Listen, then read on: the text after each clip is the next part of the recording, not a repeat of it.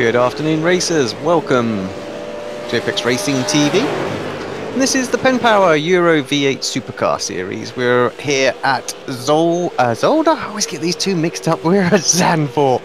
And yeah, two fantastic circuits. But Zandvoort it is today for the PenPower series. Sam Fitzpatrick will be along with me just shortly. I believe there was some issue with a bus, as can happen.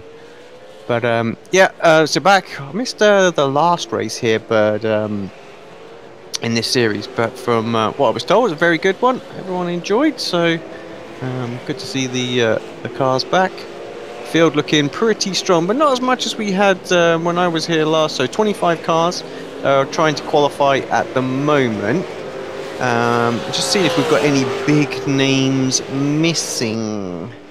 Championship leader, the overall championship leader, Dom Ganta, he's here. So Johnny Brandon, Stephen Lattimore is here, Klosterman's here, Jackson's here. So all the big contenders seem to be kicking about.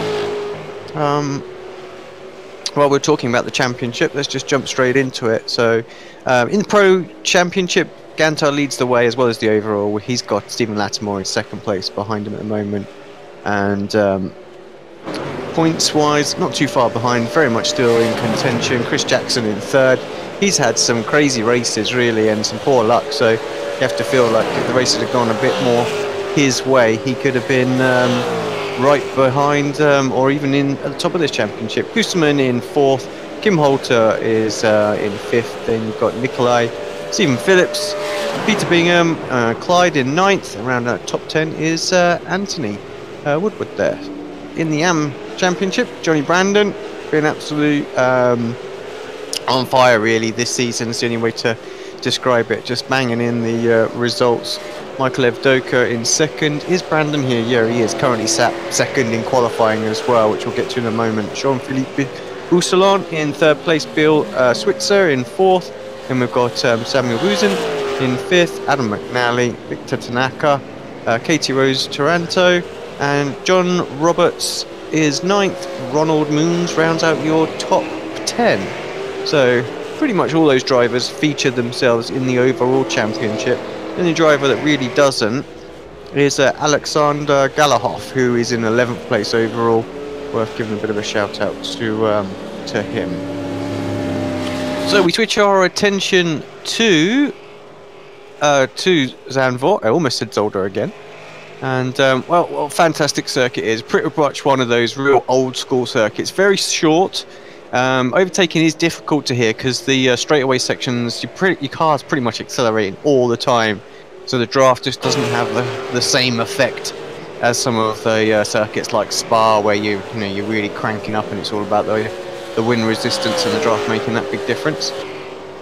But a lot of camber on this circuit as well, which you just don't really get so much these days. So real good old school circuit. Grass is on the outside of the track after the curb rather than these concrete runoff areas, so it's punishing as well. Now Arco is very, very close, so if we see an accident in the first couple of laps, especially around sort of turns 2 and 3, it's very easy. It narrows down really through there.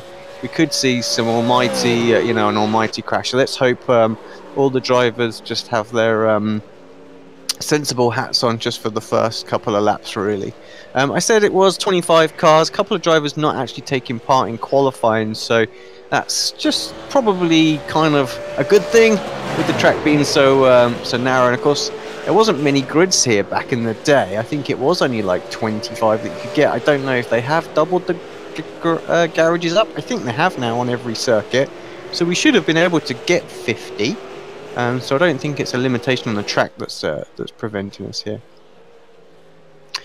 Yeah, looking at the temperature as well, 22 degrees, partly cloudy, 25 kilometers, so very blowy out there. But again, it doesn't really have too much of a difference in the V8s. And we are joined by Sam Fitzpatrick. We'll throw him straight in the deep end as he jumped in. Hello, mate. Welcome. Yeah, hi. Just got back and yeah, looking forward to this race on Zandvoort, one of my favourite circuits, so it should be really good fun. I was just saying to everybody, you had bus issues, as can happen. Yeah, as you expect, I guess. So just a couple of minutes late, but yeah, we're glad to be here. Yeah, I think I was saying as well, you know, what a great circuit this is. Very tight, twisty, camber, you know, undulations. You just don't really get circuits like this anymore. And it should be a good race, although the first couple of laps are going to be a little bit chaotic with there not being a great deal of room out there. Yeah, definitely, and the runoff areas around here are very minimal, so make an error and you're probably going to end up in the wall, so perhaps quite a high attrition rate. It's not the easiest circuit to overtake round, so I think we might get a few kind of queues of traffic potentially, but yeah, it's going to be really difficult for the drivers out there. Cool. Have you managed to get in the session? I don't want to drop a question onto you without you being in. Loaded in. Just loaded in. Well, do you want to just sort of take us through the key personnel in the starting lineup, if that's all right? So George McClay on pole position by about 0.2 of a second over Johnny Brandon, just ahead of Michael Evdock and Tony Klisterman. Good to see him back up there because he's had a couple of odd rounds, not really claiming the results we expect from him, but back up there in 4th place, so he should be fighting for the win. Then Jamie McKnight in 5th. Doman Ganta, I believe he's leading the championship, isn't he, down in 6th? But Yes. That's very consistent driver. I don't think he's won a race so far this season, and yet he's still winning the championship. So watch out for him out there. 25 drivers out there, so it should be a good one. Yeah, I'm looking forward to this one. For those that haven't tuned in, of course, we are. I might need to correct myself on this. I haven't looked it up. It's usually a sort of sprint race followed by a feature race. I'm going to quickly just jump on the website because occasionally we do have like a super sort of super sprint race evening. But I just want to make sure it's not that. Let me double check just in case. Nope, just a standard 17 laps today for the sprint, and then we've got a 34 lap race afterwards. We'll spin a wheel, and that will determine the qualifying grid for the feature race. So could be it could be anything up to about. Well, I think we can even get a full. So keep an eye on that one. It rarely comes out as the full, so it might be interesting to see one here, especially as it's so tough to overtake.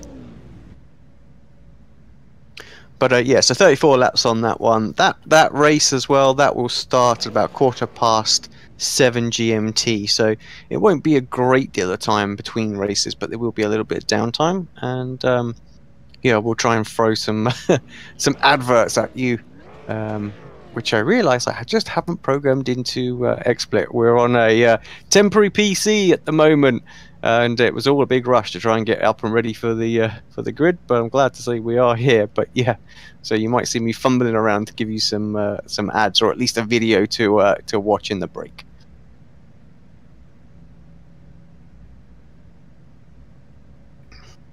Much experience around Zandvoort, Sam, or? Not really. I've done probably about one race. I guess you've driven around here in the World Championship Series, haven't you? Yeah, I've done a couple. I think some Pro Series races, did some Pro qualifiers here, and then I think maybe one World Championship race around here. They tend to avoid. They used to avoid it because obviously the shortage of grid stalls, and it cut a lot of people off. But yeah, I think it's back for this season actually. Yeah, it's back for this season, which will be which will be good. Who are we waiting for? Michael Frost and Dave Janssen. There was a couple of drivers who didn't qualify. I think it was those two, wasn't it? Yeah, as well. Was, so yeah. We're going to have to wait for the timer to tick down. But there it has. Everybody is starting to rev their engines. We're getting ready for round 4 of the PenPower Euro V8 Series here at Zandvoort. Oh, someone's got absolutely bogged down in the background. Everyone's having to sort of avoid him. Not sure who that is. We'll go back and try and find that in a second. Oh! And that that's McClay. That's the pole sitter. Just got all wrong into turn 1. Locked the rears. The car just spat itself out.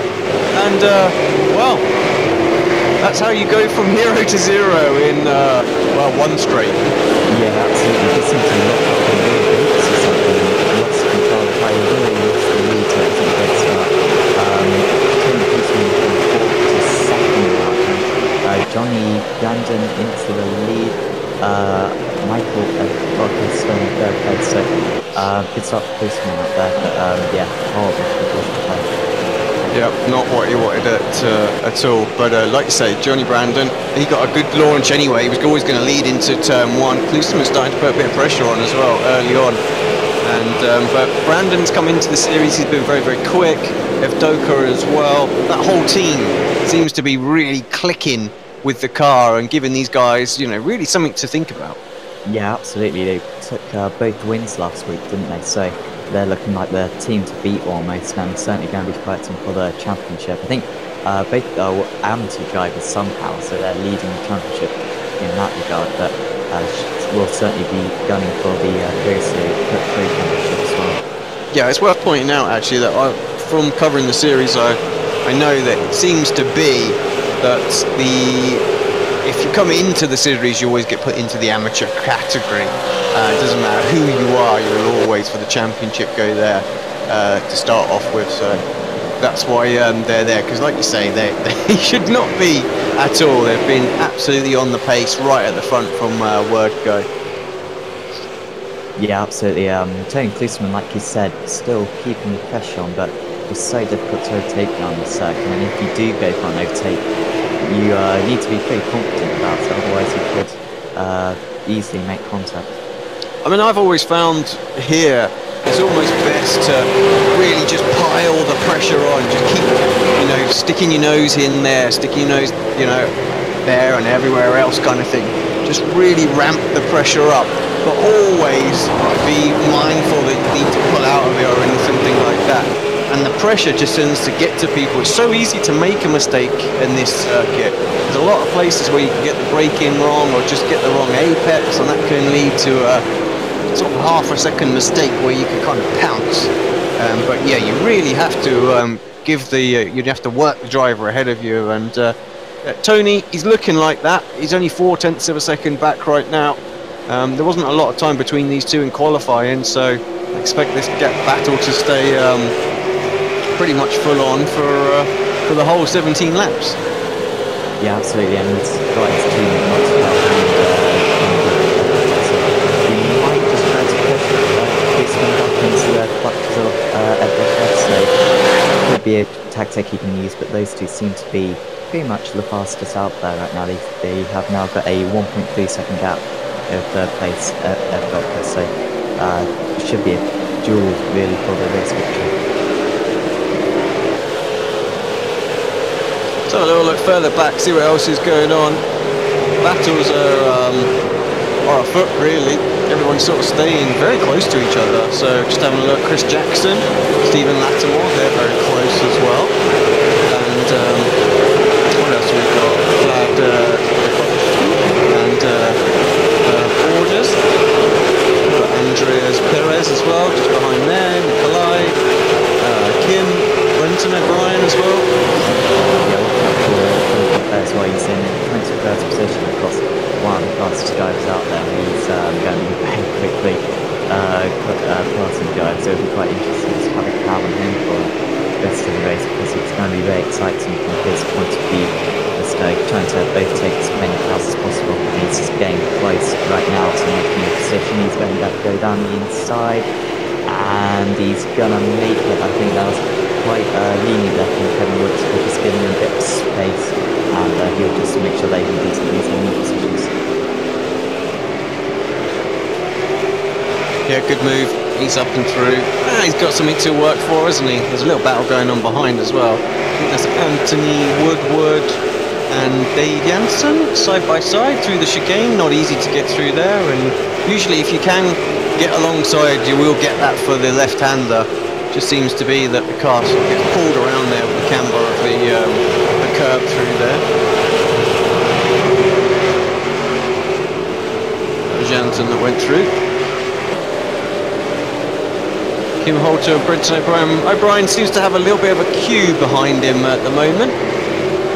Yeah, he's got 2 seconds behind Stefan Novus. So he's a little bit half seconds slower than he was in the last lap. Slower than the 5 cars behind. So really, it's so difficult to overtake him to that. long as he does just keep on the racing line, it's going to be difficult for other drivers to overtake him. Yeah, one thing I know of Brenton, he's a very, very consistent driver. He doesn't doesn't get rattled very easy. So I hope I don't curse him at this point. But yeah, so it's going to be not easy for Kim to get by. I think Clay's just made up another position, so he's up into 19th position now, so only 6 points off the next guy, so he's going to probably be past more moons by the end of this lap potentially, making very good progress.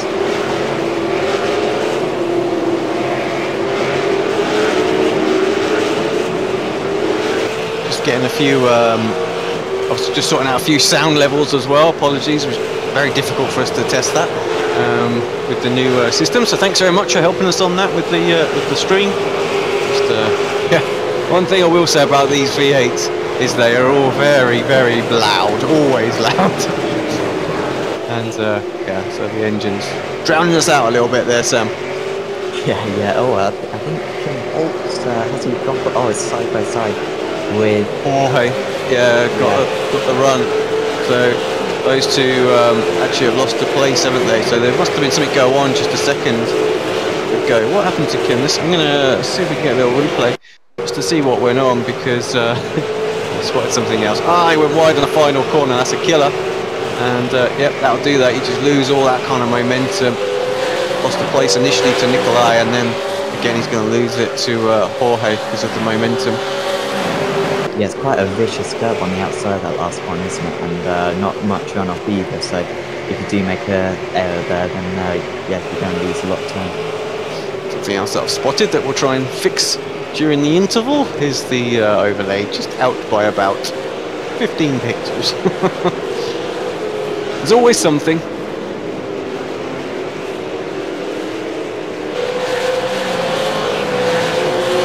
Oh, sorry, Glasscroft into the wall. Not quite sure what happened there. He seemed to just lose the rear on the exit of the corner, and he smashed into the wall hard. He's got a faster car, but he's just going to be trailing around at the back of the field for the rest of the race. Just going to see if I can... that was Glasscoff, yeah? Let's just have a look, see how that happened. So he went in pretty aggressive on the Red Devils car there. Oh, he actually got hit, didn't he? Pretty hard. There was quite... Oh. Who was that he was actually battling with at the time? I can't quite make it out.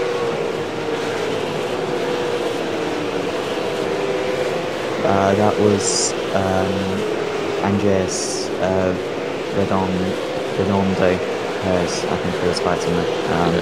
And yeah, Perez just went a bit wide and yeah, got hit, so unlucky for both of them really. I think Perez has carried on going. Yeah, Perez seems to be okay. Perez okay. It just seems to me like Perez a little bit wide there. Obviously he saw him coming in and just sort of got out of it a little bit, and then got on the power just to try and obviously not get overtaken, and got a little bit out of shape and just come across the track. Look, it looks bad, but I don't think there's anything malicious in it at all. You know, some people might be a bit more cynical than me, but it just looks like he got a massive amount of wheel spin there, and it shot him across and into him. So Glasscoff, yeah, got the brunt of it. He poked his nose in quite aggressive, but he's really just following the advice that I was given a moment ago. Yeah. I'm sure Glasscoff will be a little bit more sceptical than you. But yeah, I don't think there was too much in it, and I think McClay's just going for a move, not quite, a little bit cautious there, but McClay now up into 15th, so he's got 6 positions in about 4 laps. Yeah, good driving so far, but... side by side for second place here, Sam. Glusterman having to defend round the outside. Evdoka starting to turn up the pressure now as Glusterman's just dropping back off of Brandon. So tell you what, clearly these guys have got something underneath them, because their car seems to last. Seems very, very good, dialed in, and yeah, they're really putting the pressure on. Dorman Gantar, always a driver who's very good on the long run as well. starting to come back at Klosterman as well. So yeah, Tony, I don't know if you made a little mistake or something that we didn't see, but his car just looks a little squirrely out there. Another little moment coming through the downhill right-hander, and yeah, he's under a bit of pressure right now, and it's unusual for us to say, to be honest. Yeah, but it's good to see him back up in second place, because the last 2 rounds for some sort of reason, just hasn't been able to contend for the kind of top 5, but he's certainly there in second place on merit, and if he can, he just kind of needs to get Gantar, his teammate, into contention. I think they're teammates, aren't they? No, I don't think so. I think his... Oh, really? Okay. Yeah, his teammate is, I want to say, Chris Jackson. Yeah, there he is. Right, okay. In 6th place at the moment. Similability cars. If Gantar can get involved, that'll really help him out, I guess. Yeah, I think he needs that. He needs Dorman to start, showing his nose here and there, just to give Michael something else to think about. I mean, much better lap time from Tony there. Actually caught back on Brandon. I don't know if you can have a quick look at the laps. Was there like a 2-second mistake or something from Tony in one of the laps? Just looks like an uncharacteristic lap time. He had a couple of 41s when he's most often in the 40s, but can't really see a major error perhaps. Maybe lost half a second of an error, but not much more than that. Very strange. Right, back on the pace, no matter what. What's going on, Jorge and Vlad? Again, very close. Still from this battle earlier on. Brenton has started to sort of stretch the guys that were stacking up behind him, sort of 10th place and down as well. So he's the only 2 that are relatively close now. Everyone else about 1.5 seconds. Yeah, and Clay's going to be on these 2 very soon, so we're going to have a good three-way battle for that's for 12th position. So that's going to be a tight one. Vlad's got a bit of damage on the rear, just on board with him at the moment. But it's worth pointing out, actually. Oh, very wide line through the long left-hander. It doesn't always cost you an awful lot of time. I think we've seen this now in this series, time and time again, that when you lose sort of like the rear bonnet, I guess you would say, and the spoiler that goes with it, or the boot even. Rear bonnet, what am I on about? Yeah, the rear boot and the spoiler. So they don't seem to lose a great deal of time. So I think there's a lot of more graphical going on than there is actual, with the physics of the car and the handling and shifting. So, but nonetheless, still damage. It does actually slow you down in a straight line. So Vlad doing a good job to hold on to this. But yeah, like you say, McClay, he's not wasting any time. Is he straight up the inside into turn 1, drifts a little wide. You saw just a little lock up as he went into there. Oh, the twitch off, and Jorge has to get out of that to avoid hitting him up the rear. Yeah, that was quite brave from George to close the door like that, but he's been absolutely lethal up to 13th position now, so up 8 places from where he fell. And I reckon he could probably, if he could get O'Brien in 9th, that would be a very good effort. I think that's pretty much as far as he's going to get up, but yeah, if he could still get a top 9, maybe even a top 8 out of this. Like I say, that would be an extremely good result, and not only will he score some reasonable points, salvage some points, he'll actually be in a really strong position for the reverse grid as well, and he's not going to be battling at the start of the race with his usual competition. He'll be maybe, if he's around 8th or 9th, he could be like 4th or 5th on the grid, depending on what I spin on the wheel. Ooh, spin-ups behind, that was Jose Borges, so he's just had a little bit of a spin there, but didn't lose any positions, just lost a couple of seconds. Just going to jump back to Evdoka and Klosterman, still at it, and they are running down Brandon now as well, so yeah, definitely feel that was just a couple of bad laps from Tony, perhaps put him under a little bit of pressure. Knowing Michael, he saw an opportunity and they had a good battle as well, so the race, I don't think the race win is completely signed, sealed, and delivered at this point. Brandon's still absolutely got to be on the money every corner. These guys are 1.4 seconds back, so that's come down another tenth and a bit just this half a lap as well. So Tony really pushing, getting a bit more comfortable with Michael behind him at the minute. Yeah, there's really nothing in the times. Michael actually in the past couple of laps is closing by about 8 tenths on his teammate, so he seems to be possibly the fastest driver out there, but I'm sure he'll be quite happy to stay behind Tony if it means we can catch up the lead. Still got about 10 more laps to go, I think, so still plenty of time to finish this one. I think Michael will just be grateful that he's not in a MX-5 at the moment. He had a bit of a mare this week in another series that he does, so seems like he's enjoying himself a lot more out there right now. Just on board with Johnny Brandon as heads down the main straight. Of course, Brandon's got the replica Jensen Button helmet on, which I always like. I had my own custom one of those done for iRacing, but obviously to the JB it was AS, but the rest of it was the same. Do love Jensen's helmet. I think Benton O'Brien's had a crash. He was in 9th place, but he's had to come back into the pits, so not quite sure what happened there, but I assume it's quite a big shunt. Let's see if we can find that. So I don't think it would have been that long ago. Let's see. Is this post-crash? No, I don't think so. This is before. There's battle going on. Oh, he just lost it going into the chicane. He actually he saved the car like an absolute legend, and then just forgot that iRacing has our lovely ice tyre model that when you overheat them, you need to give it a couple of corners before lighting them up again, and bit him hard, very, very hard. Yeah, unlucky there, because like you said, it was a great save initially. Saved it like a boss.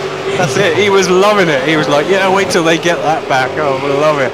And yeah, then it all went Pete Tong.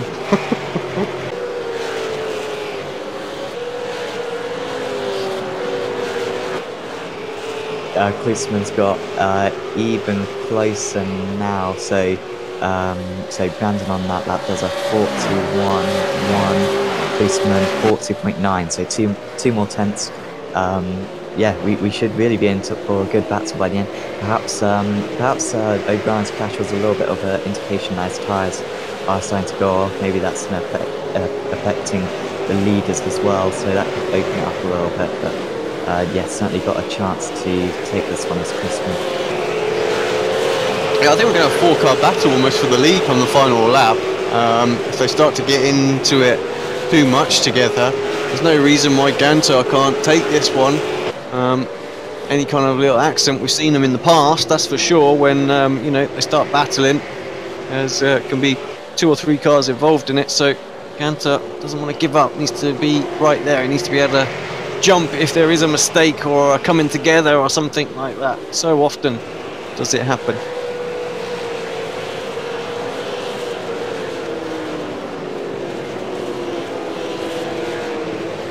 George McClay has got up to 10th position now, so he is 2.7 seconds behind Bolkatuev. So yeah, good recovery. I think that's pretty much as far as it's going to get. I don't know, he's lapping a second faster, so you know, 3 laps. I think he might get there, but that's certainly as far as he is going to go. Whether he'll be able to overtake, I'm not too sure. Nikolai pretty. We've seen him in a couple of battles this year. You know, his car placement's pretty good, so he's not going to make it easy for George. That's for sure.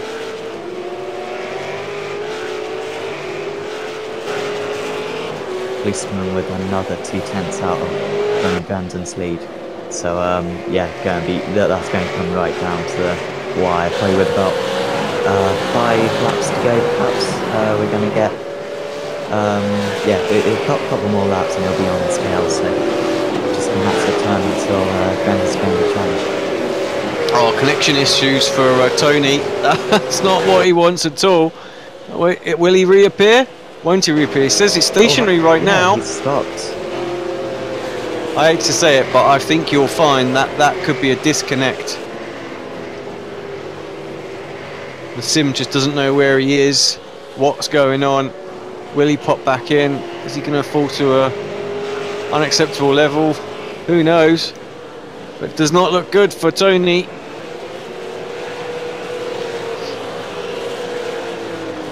If he didn't have some sort of net issue there and all of a sudden it come up as a as him getting sort of knocked into the barrier, bit of net code, that would be an absolute shame. Like you say, especially after the last few weeks where he's been struggling to get the results that we're used to seeing him compete for.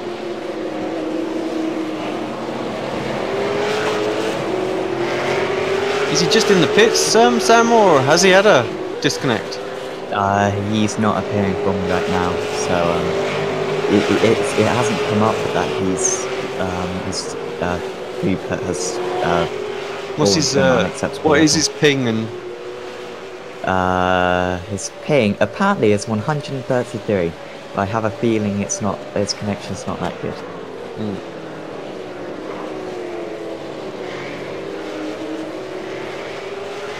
Oh well, we move on.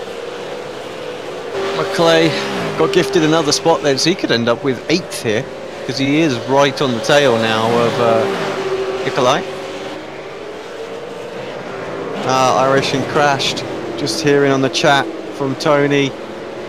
It's okay, Tony. Didn't cause an accident or anything like that, mate, so don't worry. Just a bit gutted for you. It's looking good.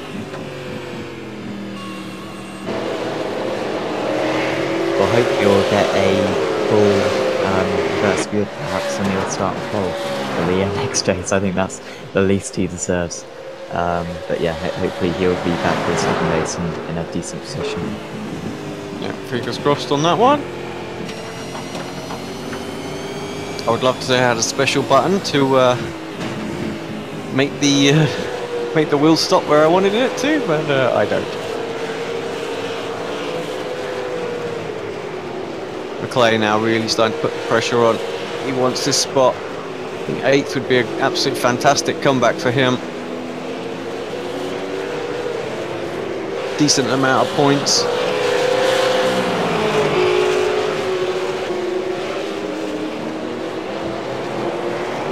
Yeah, I'm not quite sure whether or not Nikolai will fight this one, because he's not really fighting anyone else. Even if they do fight, Kim Holton might catch them, but it's unlikely. But he may as well put up a fight here, but he's over a second lap as well, so I'm not sure there's even any point in resisting. I don't know, I think, second lap you can, but that's a hell of a run out of the final corner. Doesn't cover the line, so I think you might be right here. Quite late on the brakes though, but just not as late as McClay up the inside. Got the favourable lines, a lot more camber there as well. It's like the reverse of the NASCAR circuits, it's right at the very bottom. Seems to have a little bit more camber.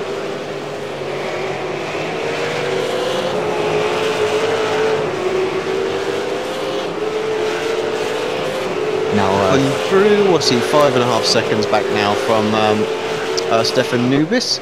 Doesn't have an awful lot of airtime in this one, so let's bring him up.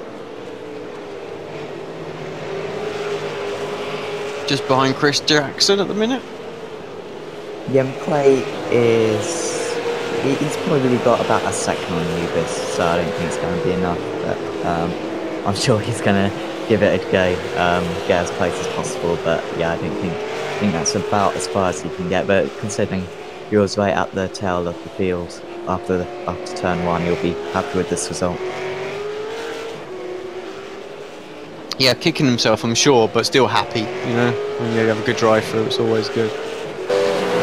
What's Gantar doing, our championship leader? Going to pick up another podium, Mr. Consistent. That's what we need to rename him, because just keeps seeming to bang in those good results, doesn't he? And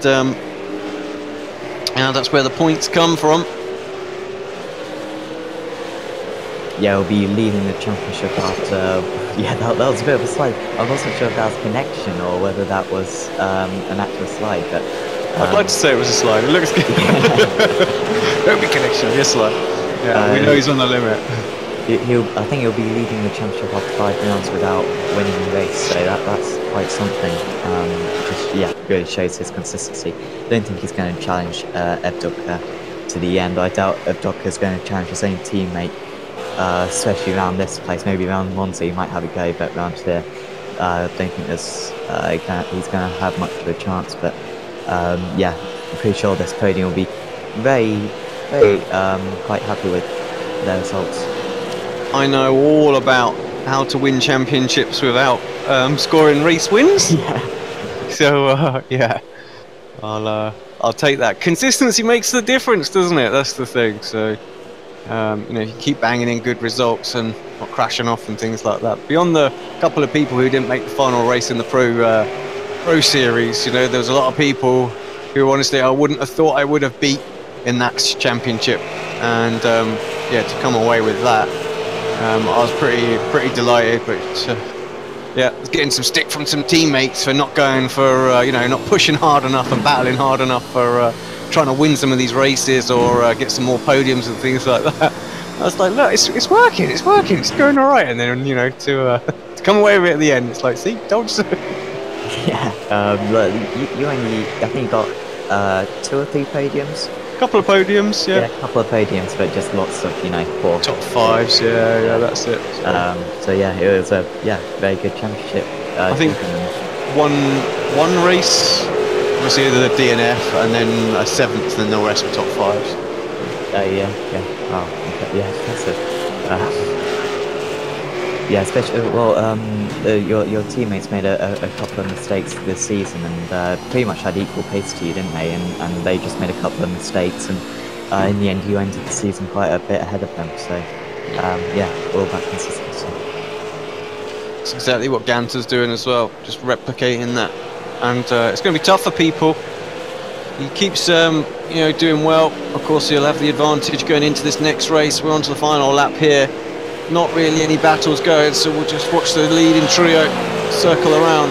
But yeah, he needs to get a good start, hopefully get a good spin on the wheel, and you know, he might be able to yeah, nick some points back in the feature race, of course. I think that's where he seems to do well. He seems to always score really sort of big in the feature races, and one of the quick drivers just a little bit too far back. But round in the final corner then, here comes JB, absolutely faultless, no mistakes, all race long, absolutely got the right to weave up and down. So is his teammate, Michael Evdokka. That was fantastic drive from him. He's not first, don't know what's going on with the overlay.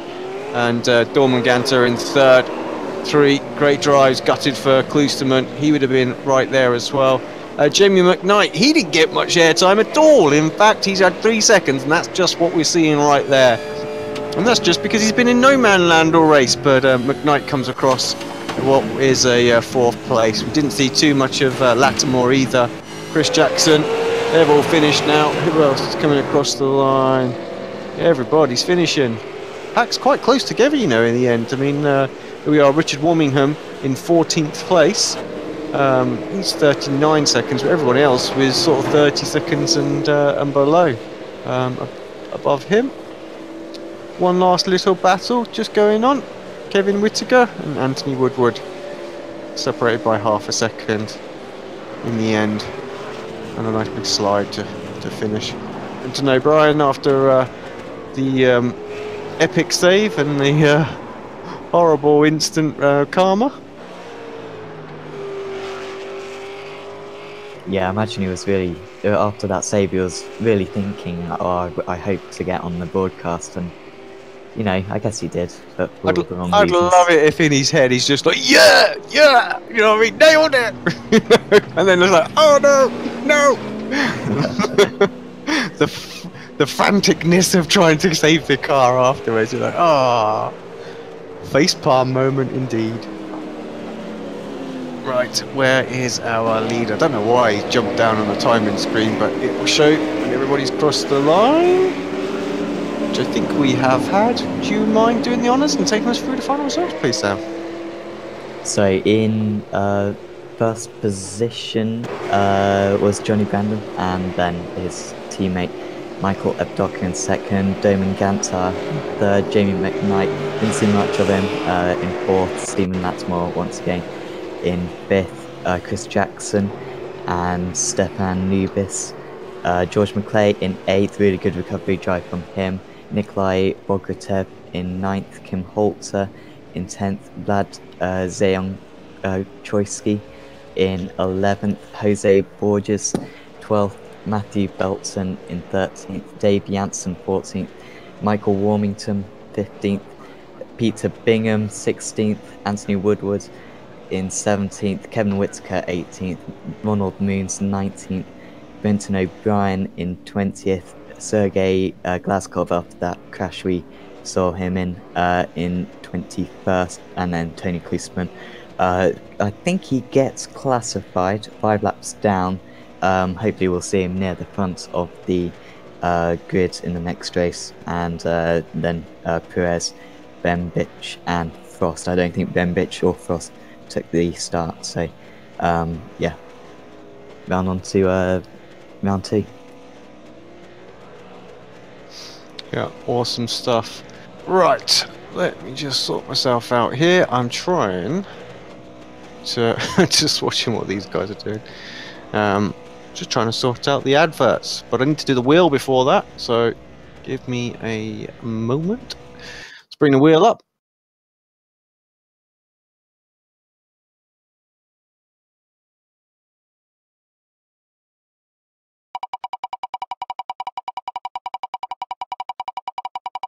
Give that a spin. Decent one. Oh, it's going to be a small, very small reverse grid. 5th place this week. Not what some of the drivers wanted out there, that's for sure. McClay, he would love to have had that as like a 7th, but alas, it's not to be. Should still be interesting with Lattimore and Jackson though, and McKnight and Lattimore taking the front row. We didn't see too much of them in that first race, just because they were so consistent and reliable, and didn't do anything too dramatic. So they do deserve that front row start. Yeah, I think you're right there. I think it'll be a good second race. The top 5, they'll have a good battle, that's for sure, trying to work their way, amongst themselves kind of thing. Not too... I mean, I do like the races, like the short sprints where the quickest drivers qualify, at the front, because you tend to see that they're a lot cleaner and the races are quite good. Sorry, just reading a comment from Tony. He goes, the one time we can't have a full reverse. So yeah, sorry, Tony. I try. But yeah, normally I'm bang on with spinning those full reverses. But yeah, I think it will still be good. The races will be a little bit cleaner, I think, when you don't have the big reverses as well. So should be interesting to see how the strategies play out, which we don't normally get to see, like the front runners towards the front and then try and work their magic as far as that goes. I'm desperately, like I say, just trying to sort out something for us to watch in the interval, because I haven't got the adverts ready. So we'll have to, while they're getting the new session, we'll have to just fill for a minute, Sam, if that's all right. Yeah, that's fine. I'm trying to bring up the Snetterton race from last week. There we go. That should do the job. This is what happens when you're not prepared. Well, we both only just made it on there, didn't we? With That's it. Yeah, you having to sort everything out.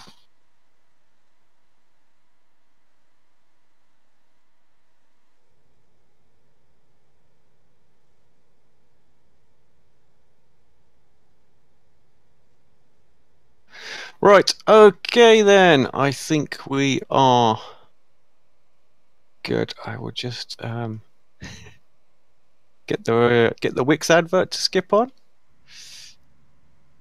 And what I'll do is actually we'll take a little look back at last week's race at or not last week, couple of weeks race at Snetterton. So from me and Sam for the moment, we'll chuck you over to the sprint race there, and then we'll jump back for the feature race here at Zandvoort. Thanks very much, guys, for tuning in. We'll be back very, very soon. Don't go anywhere. A little blast here. He did ask me what league was running here later. Right, let's get to the action. Johnny Brandon on the pole position. Just about to make his way to the grid. To find a decent camera angle. They're all from behind. What's going on? There we go.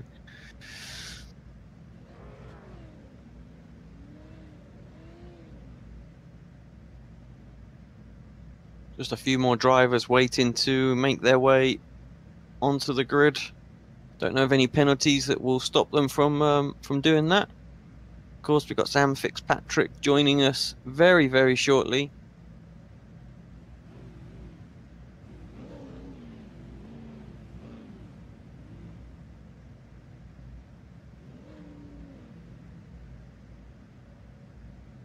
Just waiting for the last few drivers. Right, here we go then.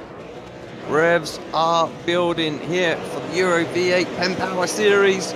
Round number 3 at Snetterton is away. It's a great start from our pole sitter. All of his teammates just lighting it up. No issues, no real wheel spin or anything like that. Are they going to maintain their position going through the first corner? Oh, someone spinning in the background. Who is that? Flying down the order. That's Lattimore. Disastrous start for him. He's just about recovered. We've got a few more people around. Kip Stevens. Is Venter involved in that? Yes, he is. So big issues at the start of this race for many cars. It's going to split that pack up just a little bit.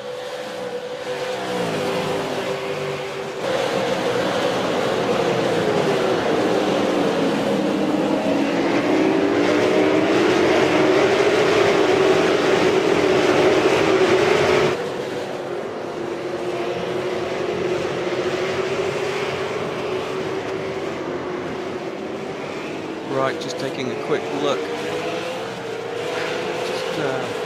Actually got a couple of people who didn't take to the start, but yeah, Richard Warmingham, he's really suffered. Steve Lavalley, Johan Venter, Kip Stevens, we've got Michael, no, that's Katie dropping down the order as well. Choose for Katie, but up front, it's a good start from Johnny Brandon and Evdoka. McClay drops down, Galahoff comes up just a little bit.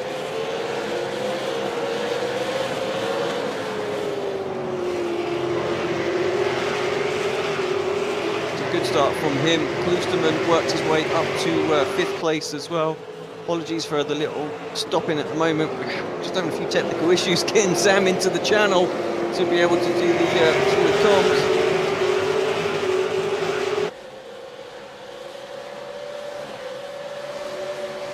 Everyone else seems to be away. I can say this mid-pack battle was going to be quite interesting.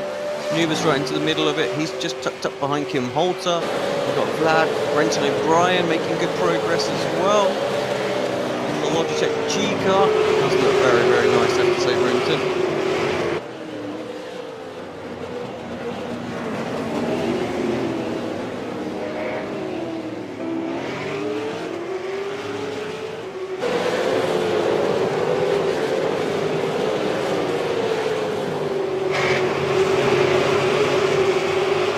Might be joined by Sam Fitzpatrick. Don't know if he can speak or not now.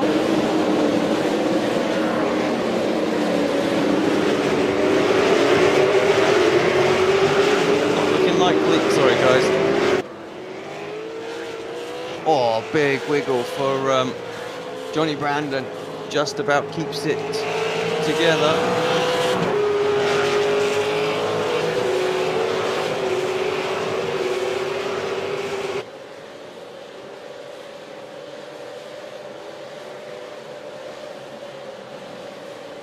If you can hear me, Sam, let's jump over to the other service. We'll get ourselves up and running. Do want you in there.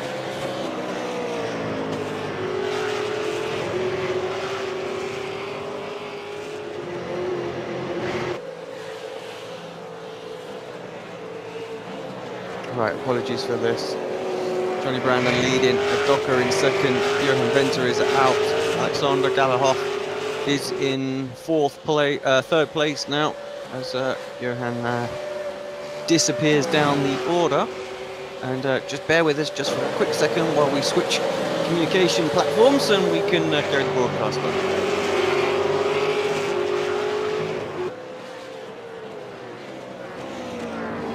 Welcome, Sam Fitzpatrick, to the broadcast. Hopefully you're there and you can hear and we can hear you. Yeah, sorry about that. Yeah, because we were trying the Discord server, weren't we? But yeah, just had to sort out permissions and stuff. But yeah, seems like it's all sorted right now. Yeah, no problem, mate. Welcome anyway to the booth. And yeah, we had a little bit of an exciting start. Did you catch the start? I mean, I know you were sort of kicking around for a few minutes. Yeah, I saw. Yeah, I saw quite a lot of carnage, but I didn't see exactly who got caught up in it. But yeah, seemed quite manic. I wasn't surprised, to be honest. That turn 2 often creates a lot of chaos. But yeah, the front runners got through it okay, didn't they? So they seem to be okay. Yeah, there was I mean, Latimer was probably the biggest name that's dropped down the order. He started to recover now, though. Stephen in 17th place. So the sprint race, of course, only 17 laps today. Gonna make it a little bit harder. But of course, the reverse grid could come in his favour. Maybe he can stretch away and win the feature race, of course. So it's not all lost for Stephen. I still feel like he can get his way back to a top 10. His pace in qualifying looked very, very strong today. And yeah, what surprised me, Tony seemed to be struggling here, not enjoying this place at all. Canadian driver usually so strong. Got his teammate right behind him now, but dropped down. James McKnight, a new driver to the series, but certainly for me. And yeah, he seems to be going really well. So slowly starting to reel back in George McClay, who's losing the top 3 now. Oh, I think Christman's just gone off, so he's dropped a couple of positions there. But he seemed to struggle at Daytona as well. He was down the order, had a couple of issues, but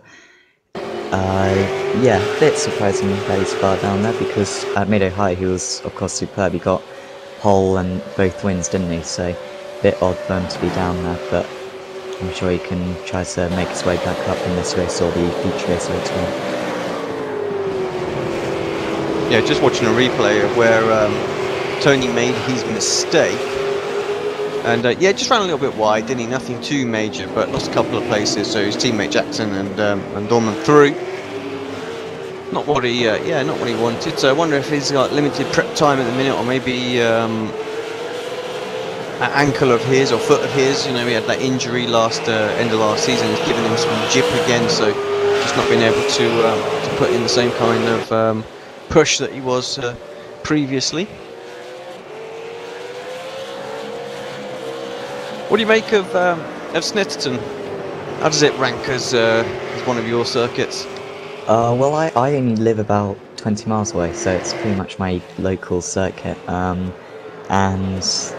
yeah, I like it. I know a lot of drivers on the service don't particularly like it. It's a bit too fiddly for them, but despite the cost, they remade it about 5 years ago, didn't they?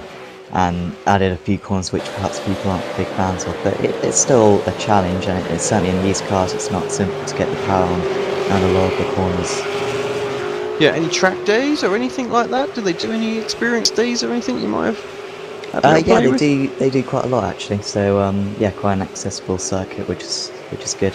Been down there a few times, but yeah, like I said, a lot of the drivers on the service don't particularly like it. It's very difficult to overtake as well. There's not really a long straight round here as such, so it is definitely a challenge to the drivers. But yeah, so certainly one that you've got to practice a lot around to make sure that you're on the pace come race day.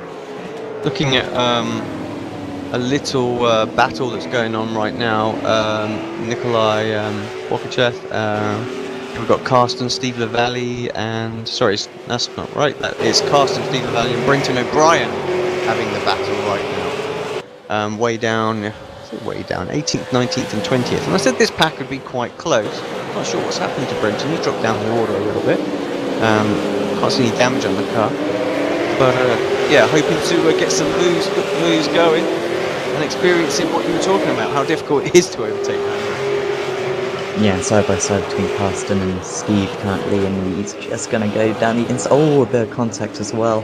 He just about kept the car going to Carsten, but he's got the inside line. He should be able to hang on round here, but he's going to be under pressure for this next couple of corners. And yeah, Steve coming down the inside again. Not too much resistance put up by Carsten, but he could perhaps hang around the outside, get the inside for the next corner. And we're going 3 wide, and Carsten just about hanging on. Oh, well, Lavalley making the mistake, and O'Brien got into him there, really. Nothing, it's just a racing incident, but fortunately it's damaged Brenton's car as well, and just as much Lavalley's. And he's front left, as I'm looking at it, right as it is for him. Yeah, right, old state. Dantas had a problem, so... Oh, Dorman, what's going on with Dorman? Get this one back, see what happened. Closing on Chris Jackson by the looks of it. And then... we try and make a move, is that what's caused it? Or is it just an unforced error? A little bit of pressure from Boosterman maybe.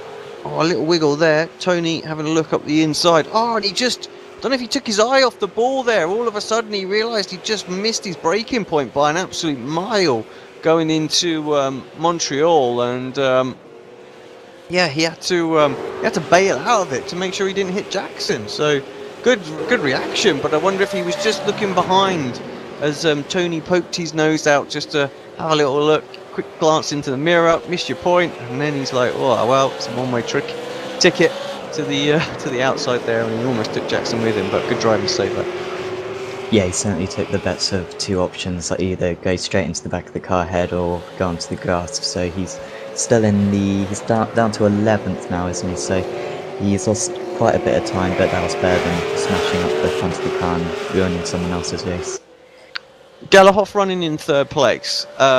Again, not a driver that I've seen in this series. Did he race last week? Yeah, I think he did. I think he was around where he is right now. I think he was car-wise in the top 5-ish. I remember at the end of the first week, you know, some of the guys were like, you know, there's some new people coming into this series that are seriously strong, and competition was just a little bit higher. And it looks like in week 2, you know, they picked up a few more as well. So yeah, it's going to be interesting. So him, Jamie McKnight as well, looking like he could be quite strong. He's just tucked up behind George McClay. George, obviously, another new one who's come in as well. Looking very, very strong. So, yeah, I think field's starting to get a little bit stacked out there. Yeah, definitely. The strength and depth in this series is absolutely terrific. Like, of course, we saw in the first round, Tony Priestman running away with it, but at Daytona and around here, there's really, there's 6 or 7 drivers which you look at who can potentially win the race, which is great to see. And these new drivers coming into the series, they're certainly improving that strength and depth.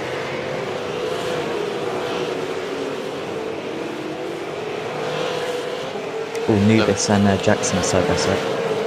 Jackson just getting pushed out there, and Nubis going ahead. If I can't get that back on replay. Jackson obviously suffering a bit of damage. I wonder if that's slowing him up at all. Yeah, certainly looks like it's hindering him like that. I think Tony's got that past him as well, hasn't he? So yeah.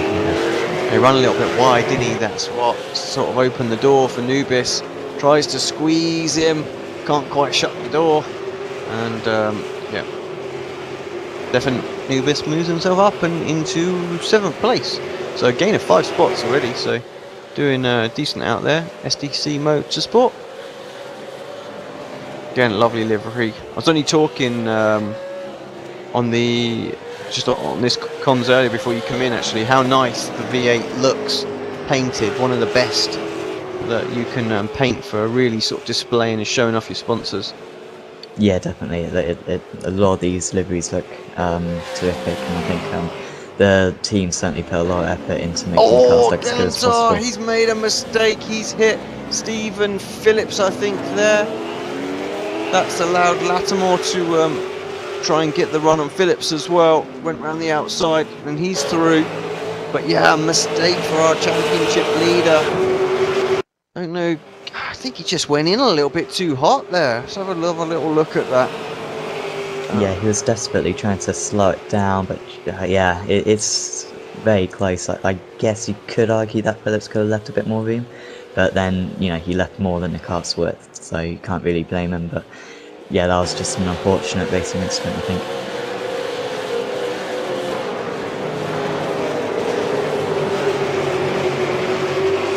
Just having a little look at that back on replay. Yeah, pretty much as you called it. I think there'll be one driver who will be a little bit upset about it still. Yeah.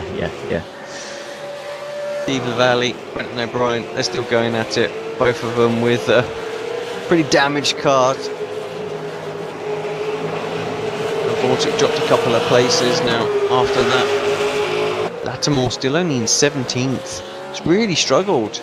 Don't know if he picked up some damage off of the first lap incident, but just not making up much ground. I mean, last lap, I say that he caught 1.3 seconds up on Nikolai, but who has sizable damage himself, it's fair to say, and then just ahead of them, Clyde Whiting was a bit slower. So what do we got? 9 laps to go. There's definitely not a top 10 on for Stephen anymore, but he might get himself a top 15.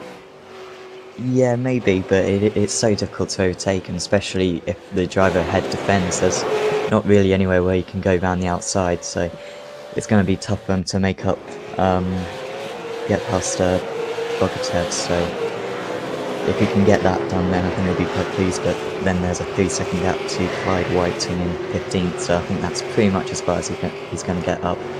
Lavalley out of the race. I think he's just retired on this one. Going to stop the car on the infield, yes he is, and jump back to the pits. So I wondered why all of a sudden he's dropping. Makes sense. Dylan McKnight and George McFly. I knew I'd do it once. McClay. I said about it a couple of weeks ago, and yeah, he's doing a great job. Those two battling. Sorry, George.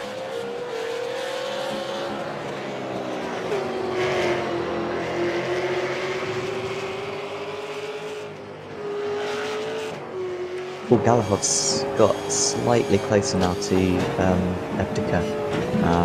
He's 3/10 away across the line, so you might have a go into turn 1, but going into turn 2, but he might be a little bit too far. But you can go for a lunge down into turn 2 at Montreal.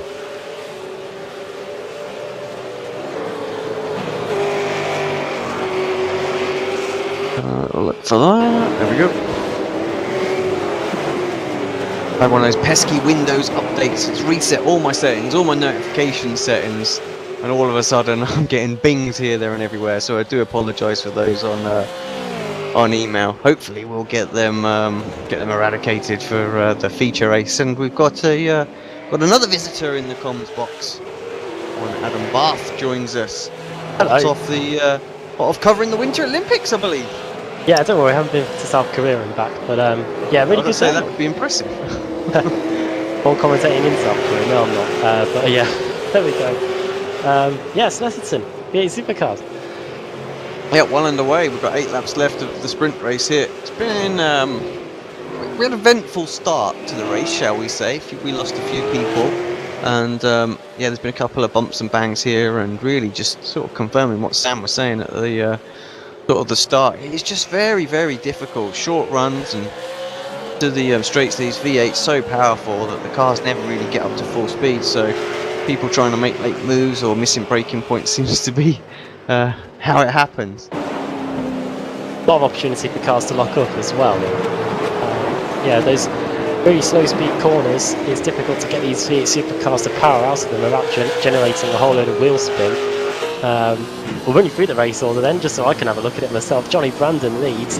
He's got a 1.5 second lead over Michael Evdoka. A few familiar names here. Then it's Alexander Galahov in third. and George McClay 4th, Jimmy Knight in 5th, Tony Klusterman in 6th, Stefan Nobis in 7th, then Chris Jackson in 8th, Kim Holter in 9th, and Vlad Zajankovski rounding out the top 10. And the top 10 separated by half a minute, so there is a decent spread already over the cars inside the top 10 as the battle for 3rd is starting to heat up. Sorry, battle for 2nd is starting to heat up between Evdoka and Galahov here. Yeah, they've been sort of back and forth all race now, and yeah, I've just been waiting for Alex to make a move. Really, he's not stuck his nose out once. Well, not going to do it there either. There's a massive drift coming off that. Just about holds on to it. Looks good. Probably wasn't quick for him though, as he dropped a couple of tenths just in that one section alone. And Sam, you've been talking about this circuit and how tough it is. Whereabouts would you say the main overtaking point here? Well, probably into turn 2, just because the braking zone is so large. There's an opportunity to go for the dive down into the corner, and if you can get the other car to turn out of the corner, that's always a possibility. And you can really catch them by surprise. Apart from that, it's really difficult unless the driver ahead makes an error. Maybe going into turn 1 is a possibility, but it's really difficult to make the move out there. Apart from turn 2, yeah, the drivers are going to have to get inventive, aren't they? Yeah, definitely, and just lining up the move for some spaces, like you need to look for where the car ahead is perhaps a little bit slower, maybe get the run out of that corner and go for a move into the next. But yeah, going to be difficult for Galahov to make this move, because I think Evdoka hasn't got much less speed than him, so yeah, going to be difficult to get that 2nd place. Well, it's another classic Ford versus Holden battle here, and Evdoka in the Holden and Galahov in the Ford Falcon. The Supercar season itself is just over a month away, with the Clipsal 500 down in Adelaide. Good to have that back, and of course NASCAR is back as well this weekend. It's all systems go in terms of motorsport, as Galahov has a huge wiggle there on the exit of the long left-hander. Same place, the brakes. Yeah, same place as last lap. Yeah, so just starting to punish those tyres. It's going to hurt him come the feature race, isn't it? Course, yeah. Doing that. New to our coverage, we do have a sprint race and a feature race. This one's 17 laps, and then we'll be back for another session, a feature race around the circuit with a pit stop included, or is it just the long feature race? I can't remember these. Yeah, no, I think they'll do a pit stop in there. Yeah, 34 laps, so basically double the distance. Fully expecting the guys to pit. Not for fuel, probably for tyres as well, because as you can expect in cars as powerful as this, they are going to run out of rubber pretty quickly as they go now. I wonder about the fuel. I wonder, they might actually have to have a little splash of fuel, but I think it's mainly going to be for tyres. Yeah, I heard from one of the drivers that there is definitely going to be a stop, but I wasn't sure if that was tyres or fuel, but I assume it's going to be fuel. At Daytona we saw 3 stops, I think, for a 1.5 hour race, so I assume they're going to need to take fuel. There we go. And it'll be the person that masters the strategy the best that will be coming out on top in the 2nd race. Over line we go, and 5 laps to go now, lap 13 to 17. Some decent lap times still being put in by the drivers here. Johnny Brandon doing a 49.6, 49.6 as well for Evdoka in 2nd. Galahov just a few tenths of a second slower, but still keeping the Holden within his sights. We'll look a bit further down the field, and it is pretty much spread out now. They're good about going on for a spot inside the top 10 here. We've got Vlad Zajankovski and Domen Gantar, both racing from Central and Eastern Europe, the iRacing club there, and both driving in Holdens. And a part as well as Alex about this track is that there is just as much opportunity for slipstreaming in these cars, and the drivers are going to have to try and gain all the time they can through the corners. That's it, yeah, exactly. Got to be done the old school way, isn't it? So get that going, and hope for drivers to have a little mistake. If there's a little wiggle coming off the corner, so you can get a run and get alongside. That's when you got to jump through. Those opportunities aren't going to come. I'm looking at Vlad Dorman having a little battle, 10th and 11th place. I think Dorman's really struggled here to move forward. I mean, his lap times show that he is capable of moving, I would say, well into the top 10, sort of around about 6th or 7th based on what the guys are doing out there. So It's got the speed, but just can't seem to get past. Yeah, they've just gone through Oggies now and onto the Bentley straight. Ganto carrying a lot of speed for that final pass of the 300 layout. So now onto the Bentley straight, and you can see that he is slowly gaining on the orange Holden in front. Not able to get it, just not going to be close enough as they go into Brundle and Nelson here. Now into the bomb hole and into Coram. Whoa, big of a wiggle there again from the Holden of Vlad Zajanjakovsky. Trying his best to keep himself in front. He's got 4 laps to try and do so, but it could be on here as they go through Coram and into Murray's a final corner. This could be the opportunity for Gantar to set him up. Here we go onto the front straight, and I think Sammy's got him right where he needs to be. Yeah, definitely. That he could perhaps just slot in behind, maybe wait till turn 2, but he's gonna go to the outside, maybe go all the way around the outside here. Yeah, he's going to try it. Right on the edge of the circuit, he's going to have the outside of turn 2, which is going to be very difficult for him to manage. Probably so late on the brakes, and he's done it, to be fair. Although he's a little bit wide, he should get a better exit though. So that was a really good move from Gantar. He set that up perfectly on the final corner, and then took the outside line into turn 1, and really good on the brakes in turn 2. So impressive that from Gantar up into the top 10. Great move there by Demo Gantar, placing the top 10 now is his, and now he's just got to try and keep Vlad behind for the remaining 3.5 laps. And Alex, that's been a move that's been building up to for pretty much the entire race. Yeah, just had to get all the timings right. Oh, 2 wheels for Galahoff there as well. Massive moment. Thought the V8 was all about 2 wheels as we have back market going slow, but yeah, it didn't seem to react too well as it come off there. I didn't lose too much time, about 2 or 3 tenths, nothing much, and already started to make that back as they head through Morris. Yeah, you see these V8 supercars in real life. They go to tracks like Surfers Paradise, and they seem to tackle the curbs well there. And the same with Bathurst as well. There's some pretty big curbs there too. So you'd expect the V8 supercars here to be pretty good around them. And yeah, only a few tenths per second being lost. As we're now on lap 15 or 17, third to last lap. We get to the line. There'll be 2 laps to go here, and the battle for second place still hasn't gone away. There's just 6 tenths of a second now between Evdoka and Galahov. And Alex, this is probably the toughest part of the race now. You've done everything you can to stay in these positions, and now the tyre wear is just slowly starting to creep in, and maybe even concentration as well. Yeah, I think they'll be alright on the concentration front. The longer race, that's where it's going to start to come in. It's going to be over an hour. But yeah, certainly here it's just the tyres are starting to feel a little bit. You're getting a little bit of pressure from behind, closing laps.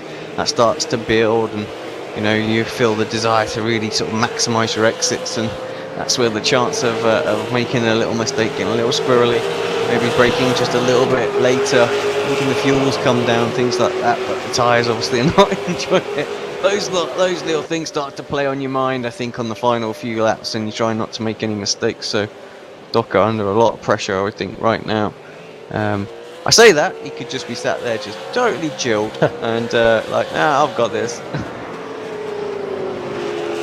When we talk about the concentration, look at that.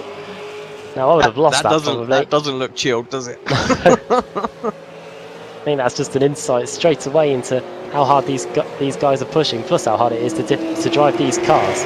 I haven't driven a V8 Supercar in quite some time, and from memory, they are very, very difficult. And you can see the class here in these drivers as they come across the line. And I think Alexander Galahov can smell some blood in the water here. You can just look at dancing about left to right, trying to find a way, and maybe he's pushed a little bit too hard. He's onto the grass, and he's almost in the fields of Norfolk here as he tries to scramble for grip. And that is second place gone now, Alex. Yeah, that's it. 2 laps to go. He's got no real chance. I think we'll switch our attention more towards the McKnight and McClay battle, who I did mess up and call him McFly earlier. Okay. Will he be having flowers in his hair at the end of the race? That was a bad reference. McFly, I think, do a few better songs than that one. But that's all relative. It all depends on your opinion. And I was thinking more of Back to the Future. So it just goes to show my There age. We go. Well, that's made me look like a robotic, hasn't it? Well, that's 16 or 17. And Yeah, Michael Toker's doing very, very well here. But yeah, this battle for 4th and 5th, Sam, between McClay and McKnight, probably the closest one we've got at the moment, and a few points up for grabs here as McKnight really starts to be putting the pressure on. Yeah, he's been following him for pretty much the entire race. He caught quite quickly, I think, earlier on in the race once he got past Klosterman, but since then he just hasn't been able to make the move. These two got to make sure that they don't make now because Klosterman is just 2 seconds behind, so I wonder if McKnight will just hang on here, just take the 5th position and be quite happy with that. It'll be a position higher in the second race, I guess, but yeah, I'm sure naturally he'll want to get that 4th position. 4th position, a few extra points. And the bragging rights as well as they go through the final part of the circuit. Now into Murray's here. And onto the front straight, and they're going to start the final lap here in the opening race of the day. Good one here, loads of good battles going on as they come over the line now. George McClay puts in a 150.2. A few tenths of a second quicker than Jamie, and it's only Klosterman's been pretty quick on the last lap. The Canadian putting in a 49.7 on the last trip of the circuit, and that is quite a few tenths quicker than these two in front. I think it's probably going to be a bit too late to mount any sort of a challenge, but shows there is still life in the tyres yet. And putting in a decent lap there as Alex Johnny Brandon on trouble at the moment, and in the last few laps he's managed to extend the gap to 2.7 seconds, and at the moment he's on for a pretty comfortable victory here. Yeah, he's looked very, very strong, I have to say, in this race. Good in qualifying, only just pipped his teammate for pole position, but yeah, still looking good. He's not been under the pressure that Michael's been, and he's been able just to slowly ease away. And yeah, this is going to be a great win. I should put him in for a lot of confidence towards the feature race, but as we've seen, it's going to be a lot harder coming through. So he's going to need a small wheel spin from me. Reverse grid in, getting ready to go then for the feature race, and Johnny Brandon with the Union flag adorned above the car is doing a very good job here. The Bodak livery car as he comes through the Coram bend for the final time, and then into Murray's, the final turn on the circuit, and then it's just a straight blast to the checkered flag. Started on pole position, has led from the front since then. Checkered flag at the ready, and the PenPower V8 Supercars sprint race goes to Johnny Brandon. He crosses the line, takes the checkered flag and wins. Michael Avdoka gets second place. Third, pushing him all the way, Alexander Galahov. And then it looks like that George McClay is going to hold back Jamie McKnight to get fourth place. Jamie McKnight in fifth, Klosterman sixth.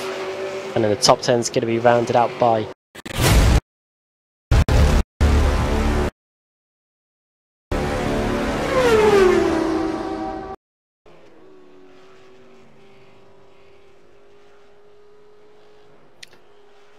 Welcome back to Apex Racing TV and to the Euro V8 PenPower series here, round 4 at Zandvoort. You've just been watching the sprint race from Snetterton. I'm trying to remember where it was for a moment.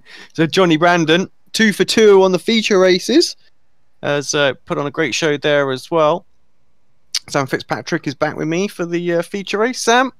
Yeah, very similar outcomes to the last 2 weeks to the feature race, but a much smaller reverse grid for this one. Yeah, so we could potentially have a first double. Oh, so no, Klosterman got a double in the first round, but could perhaps have a double for Johnny Brandon, but it's going to be tough because Doman Gantar and Michael Avdoka were extremely quick in that first race, and Stephen Lattimore and Jamie McKnight also showed that they have a lot of pace as well, so it's not going to be easy for him to convert that fifth to a victory, but he's certainly going to have a chance out there. Yeah, and of course the small reverse grid, so 5 reversed. Who does that put onto pole position again? I'm trying to... Stephen Lattimore is on pole position, followed by Jamie McKnight, Doman Gantar, Michael Avdoka, and we're about to get the green light, and here we go.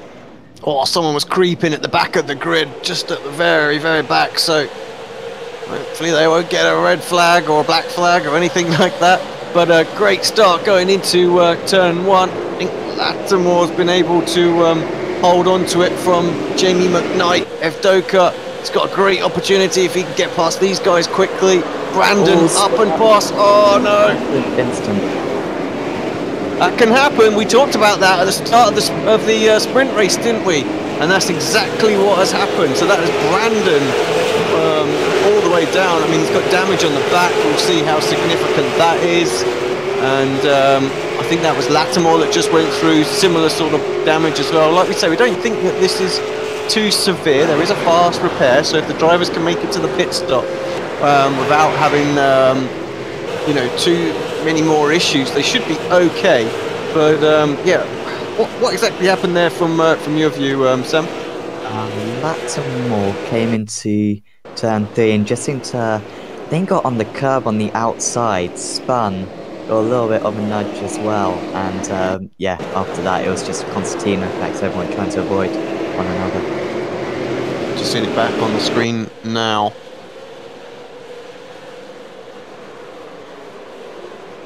Yeah, oh, just got it wrong, didn't he? Just got it all wrong through there. And there was actually a secondary incident as well. Someone else at the top of the screen was rolling backwards. Not sure who that was at the time. Wasn't Jansen. That was Glaskov as well. You can see the damage that he's got on the car as well there. Right, back to live. McKnight leading from Michael Evdoka, 0.4 of a second in it. A little bit of a gap behind. Chris Jackson somehow worked his way into third. Sorry for missing that, Chris, while you were busy looking at the replay, but pretty important when a couple of key drivers in the championship get involved in things. But yeah, Jackson, he's got Ganta 0.2 of a second behind Sam, really starting to put that pressure on as well. I think Ganta realised he needs to get onto the tail of Evdoka quite quickly. They were very evenly matched through that last race. He can't afford him to get by McKnight and start pulling away. Yeah, absolutely, and McClay will be thinking the same thing just behind. So McClay just couldn't quite take advantage. He's going to go down the inside. He's going to have the outside for the next corner. Going to have to really hang it round the outside here. But camber's not going to really favour him, but he's made it, I think, and yeah, a little bit of a squirmish exit there. And he, I think Bogratev's now going to lose a position to, that's Novus just going down the inside, and Novus takes the, no, he's going to go side by side, but no, Novus confirms the position. Whittaker also had a little accident, which is about to see a replay of this back going off behind him. Not sure who that was. Boosterman down in 22nd place as well. He's shown as being in the pits, so I'm not quite sure what happened there. Did he get caught up in something? Maybe he did. Let's see this spin from Whittaker though. Oh, he just got on the power too much, and then actually got a nerf from behind, but that was more just because of the getting out of shape than anything. Ooh, so it's unfortunate. Leader just went off the track slightly. Damon McKnight trying to defend from Michael Evdoka. They were side by side going to turn 1, and McKnight just went a bit deep into turn 2, went off the track, but just about held on to the lead.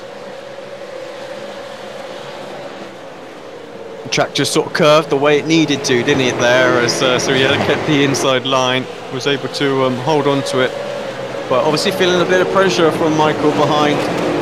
So if you can just sort of get it 5 or 6 laps, you can sort of settle in to a bit more of a rhythm, even with the pressure, and you feel a little bit more comfortable. Heart rate goes down, and you know, knees maybe stop knocking when you've got one of these quick guys really sort of pushing you when you're in the lead. And yeah, I think this is what McKnight does. He put in a good race last time. We didn't really see too much of him, but it's because he was kind of just there doing his thing, not making any mistakes, just a little bit off the leader's pace. So yeah, I feel like he's got enough pace in him to be able to defend, as long as he can you know, feel a little bit comfortable, so he's not constantly looking in his mirrors. So he's a little bit wide. Side for 4th and 5th. Ganta's just made a little bit of an error. McClay managed to get down the inside, and McClay's going to fancy his chances even for P3, maybe down into turn 1 if he's really big. He's swimming brilliant on the brakes earlier on. He's going to get down the inside. The contact, the lock up, and I think he's going to squeeze through. Yeah, he's just about got these. That's 2 positions. in the space of 2 corners for Clay, and he's right into the running for the big spectrum. To say that was a little aggressive would be a bit of an understatement, because he was way back there, and I feel like Jackson was pretty late on the brakes, but now he's coming under pressure from Gantar, but still fair. He got it up the inside, and there was enough time for Jackson to realise that he was coming, and they didn't get into each other too heavily. So yeah, aggressive but good from George McClay. He wants this win after being denied an opportunity off of pole position the last time.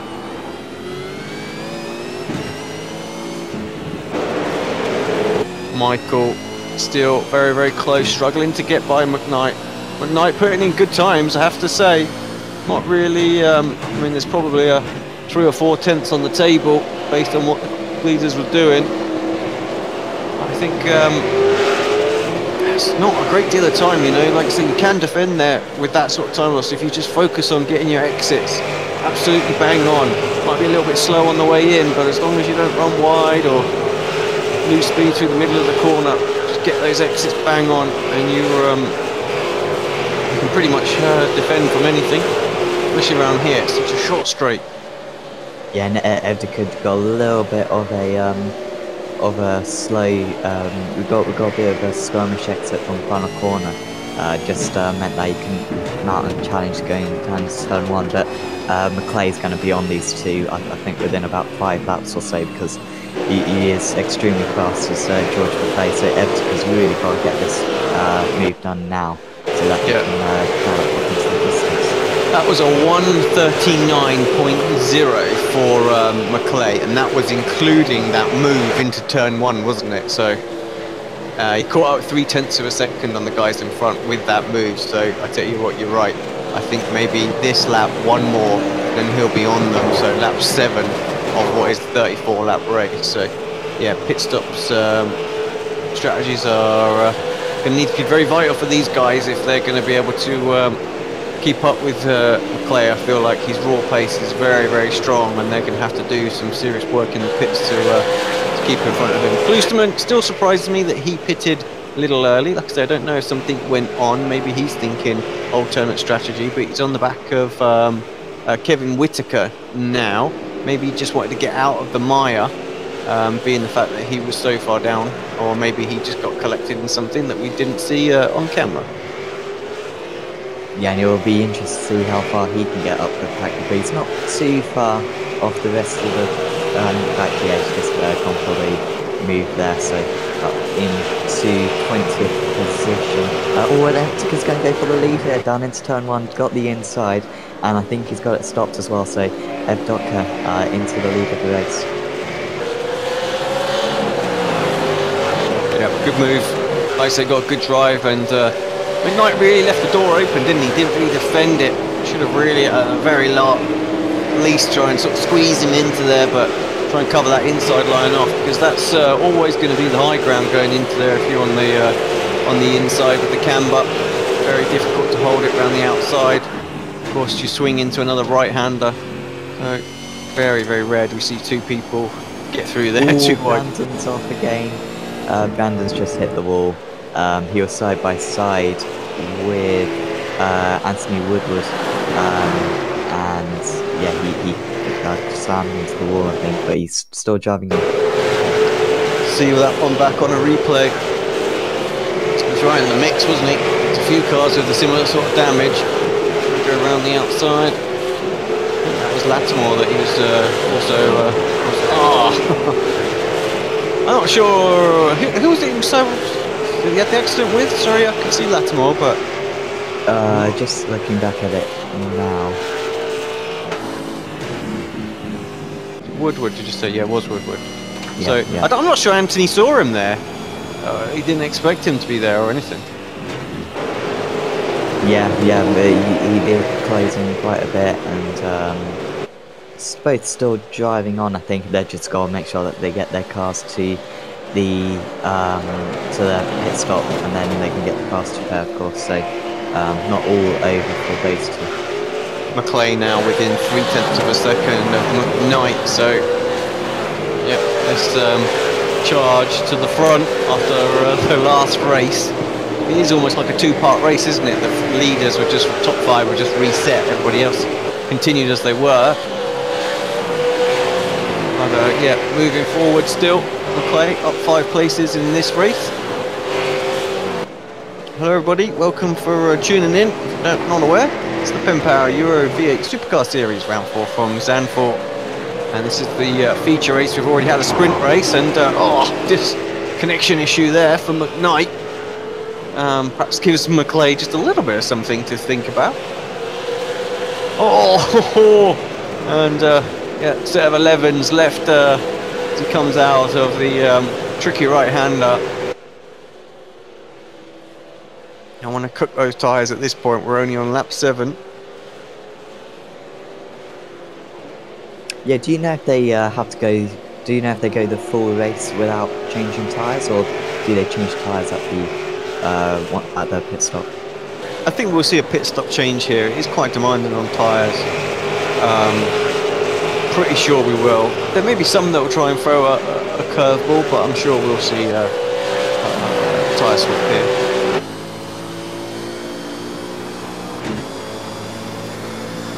Looking a bit further down the order, Richard Warmingham. He's starting to close in on Anthony Woodward. And got Brandon ahead of them as well. So Woodward with possibly a bit of damage after coming together with Brandon.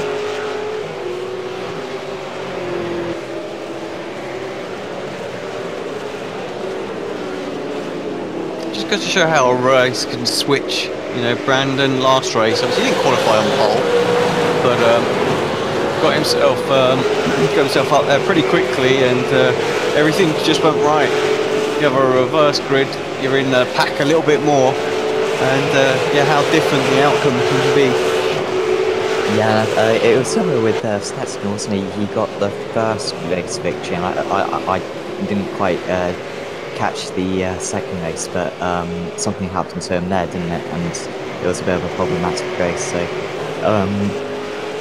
yeah, just unlucky, I guess, in that first corner. It wasn't really his fault that he was caught up in the incident. It was just the stuff going on in front of him, and he had to take evasive action. So yeah, and yeah, he needs to just get as many positions back as possible.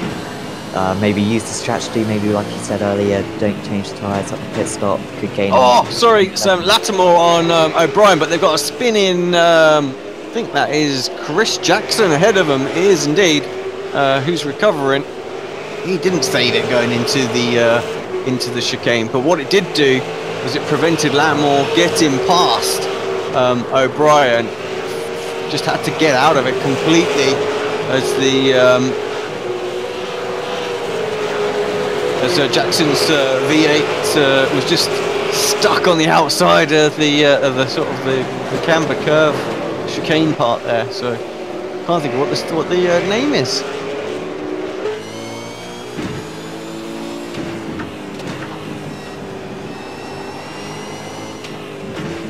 And Discord picks up my keyboard typing as I frantically Google a track map to remember.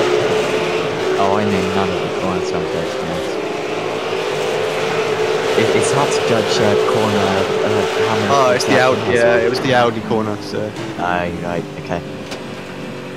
And to be fair, we probably wouldn't want to try and pronounce some of them as well, just because we just get laughed off of TeamSpeak, off of Discord.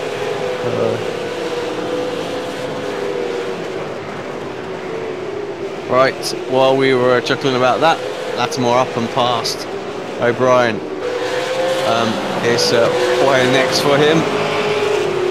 Just a half a second up the road. McClay struggling to get by McKnight as well. Like I say, Jamie's done a good job in holding these guys back. Little mistake is what really let Evdoka in. Just needed to defend it, and I feel like he could have held it. But Clay, is he going to get just doesn't get a good enough run, but I have to say he was further back than this on Jackson when he decided to go for it. Just a little bit too far this time, like McKnight maybe a little bit better on the brakes. He knows better than anyone else out there, McClay, how to overtake with his sprint race 8th place. He overtook, it must have been over 10 cars, and in this race he's overtaken a couple of cars already, so he knows where he's strong compared to the others, and he should be able to use that experience to really attack McKnight. But he spent a few laps behind McKnight now, so Jamie probably knows where McClay is going to attack.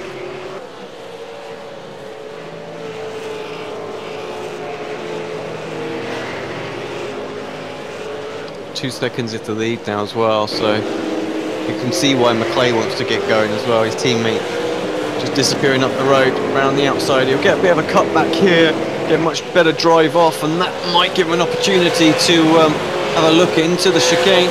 McKnight really needs to stay to the right here, I feel. If he opens the door, Phil McClay will have a little look. Does, but good late break in this time from McKnight.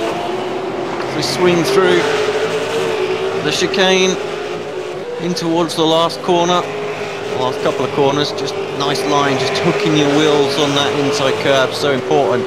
Just gets the car rotating through there. You can carry a little bit more speed than you would otherwise. Gantar closing in on these two as well as they start to battle now.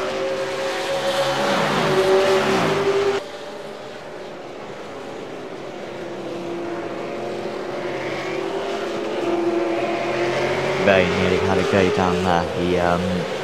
He's just a little bit too far back into turn one. That's perhaps where his main opportunity is going to be, but through this part of the track there's just absolutely no space to go for a move. He's just got to line up and going into those wide entry, wide corner entries. He's just got to try to find a way through. Sorry Sam, Klosterman passed Woodward into turn one, so making his way up the field. So there was an early pit stop. I don't know if there's a mandatory stop, and they can make it all on I do recall this track being quite efficient on the fuel. So I don't know if this is a crazy strategy or whether, yeah, like I say, Tony was caught up in something and just had to pit. Sergei Glaskov also moving up the field. Obviously, yeah, he was involved in the collision at the start of the race as well. Separate one before we reach turn two. This little mid-pack's quite close actually. Who we got in here? We've got Jorge Lead in it in 12th place, and then you've got Johnny Brandon with his banged up damaged car. Then it's Dave Jansen. We haven't seen too much of Dave, but there he is. Klosterman just behind him, Woodward there as well, and Rich Warmingham a couple of seconds back as well. You've got Glaskov, so it's not too yeah, not too far off, and a good little race forming up here. Yeah, definitely. It's hard to judge if there's any slower drivers here who are perhaps holding each other up. They seem to be quite evenly matched, apart from maybe Eastman, who perhaps has a bit more pace than these drivers, but of course had that disconnect in the first race. But he might have a chance going down here. Everyone's really got the slipstream, so not a massive advantage. And Jansen's going to have a look to the inside. He's got the corner entry, but I don't think he's going to quite get it on the exit, and yeah, he's just going to have to slot back into position. Klosterman just watching that just behind. It's Brandon coming under through it with the damage, and he has got fairly sizable damage now as well. You can see on the left rear where there's contact earlier on with Woodward. And then of course playing McKnight side by side.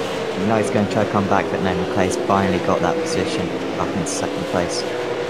Gantar having a look. I'll switch to a replay. Let's hope he doesn't make an immediate dive into the chicane, does Dorman Gantar. But let's watch this overtake then. In fact, let's stay on board as we swing through. A little bit of a wide line through the kink right, and that's what's opened the door for McClay. He's able to get up the inside through the sort of the switchback section, and he's round the outside. Just very late apex. Yeah, nicely done from McClay. Saw an opportunity arise with the slightly wide line, and that forced McKnight to get out of it, because you carry too much speed in that section, you run off the track, so you have to really get out of that. And yeah, Dorman couldn't manage to get through as well. So what are we, lap 13 of 34, so we're about a third of the way through just over a third of the way through this race, and yeah, it took that time for McLeay to get up to second place. He's got 3.1 seconds to close in. Just checking O'Brien. I felt like he might have been a bit slow on my live timing. Seems like it was okay.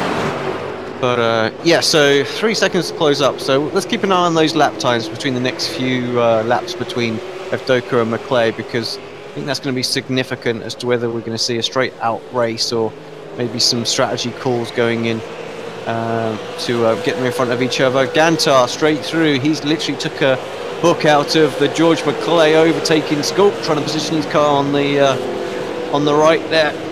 Didn't quite work out for him this time. Just made that difference, but not getting the little moment through the kink. Didn't slow the momentum down enough, so Dorman not able to get through.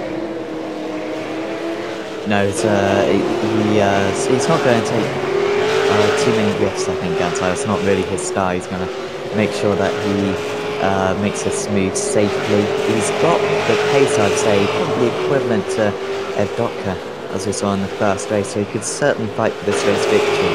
But he's got to make this move right now, otherwise it's going to be very difficult. I just saw a couple of drivers come into the pits in the last lap.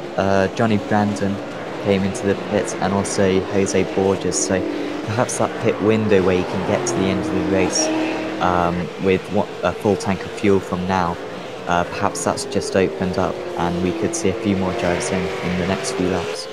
Yeah, and this is a critical time for Brandon as well, because not only has he come here and he's got fresh tyres now, 20-second stop, and he was in that pack, wasn't he? There was a lot of cars in and around him. He was having to fight them off while he was at that damage. It's go time. He's got fresh tyres. He can pull some serious time. Obviously, a fresh car makes all the difference as well. So he could sort of jump a lot of people here in the pits. He needs to build up a margin, because he can't afford to have him coming back at him when his tyres sort of, go to nothing at the end of the run. So yeah, interesting strategy for Brandon, and yeah, he's really got to put the hammer down now. Klosterman managed to get past Janssen, I think, so Klosterman up into 12th place. He's now got 5 seconds to Chris Jackson and Vincent O'Brien, so a little bit of a while now to catch, but I'm sure Tony's going to be quite soon. Possibly for maybe top 6 by the end of the race, maybe even top 5, because he is extremely fast. Yeah, I think you might be right. I'm thinking Tony might have started from the pitch, No, well, he came into the pits, I think, on lap 2, and yeah. Was he the stop-go penalty for the false start? Remember, I called a false start. Someone at the back was creeping. It might well have been Tony. Yeah, maybe. Oh well, how'd I get you? But yeah, it was only 2.3 seconds, you see, so it was nothing. There was no fuel, there was no tyres, and nothing. I was trying to work it out what was going on there.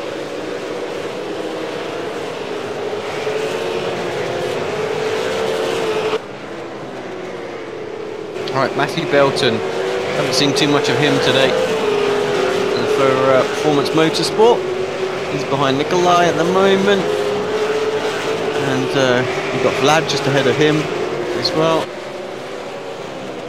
I say just ahead, but 5 seconds up the road. That's 6th, 7th and 8th, but yeah, Matthew kept himself out of trouble in this one. I don't even recall Matthew being in the first race. Right, did I blank him out the whole race? I think he got 13th, so he was in no man's land in that. He just didn't really get involved in any major fights, but he's done a brilliant job to get up into 8th place. Made all those positions, I think, on the first lap when he had this couple of incidents and just went straight through it, I believe. And yeah, done a brilliant job to line up in 8th, looking to get 7th perhaps, so it would be a brilliant result for him if he could get a 13th and a top 10, which is looking very, very likely. Yeah, good clutch of points, that's for sure. So yeah, up 5 spaces, so yeah, good run. We'll keep an eye on if we can have a run on Nikolai in a moment.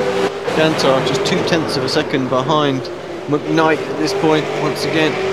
It's very close going into turn 1, but just can't seem to get it done. It's always interesting in the corner, just go through that little hairpin to watch the wheel under rotate, but not lock up, because there's that much camber there and the track dips away that you know, the wheel almost comes off of the ground there. A little bit of locking up helping, as there's basically no traction whatsoever, the smallest contact patch you could have there. So, but yeah, just Lattimore stationary. Is he in the pits? He is in the pits. What did he do? 16.7 seconds. He's going to come out just ahead of Kim Holter. Johnny Brandon way down on him. You know, those two were almost involved in the same collision at the very start of the race, but it just got worse for Brandon. You can see what that's done for him. That's why I said a minute ago, it really is, you know, huge go time for him. Lost another 3 or 4 seconds in the pits there. Yeah, Brandon's fastest driver out there. Only man in 38. He's half a second faster than George McClay in second place. So those fresh tyres, well, at least we assume he's got fresh tyres. Somebody else in, Doka in.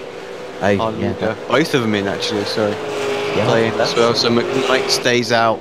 Will he jump, or will he come in towards the end? It's going to be an interesting thing.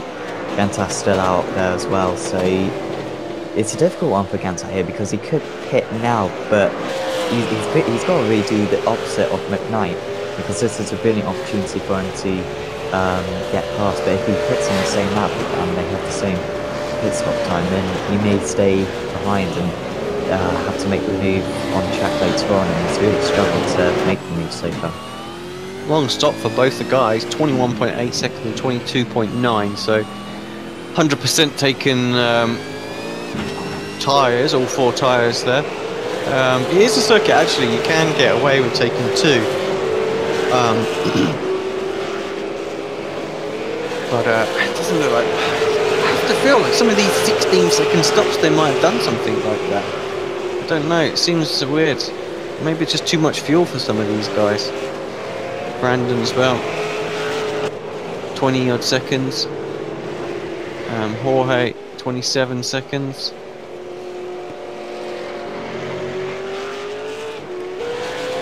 Yeah, interesting. Well, it's usually it's about 27 to 29 seconds to change tyres, I think. As Eptica now just gets past warming, and that's quite important so that he didn't lose time.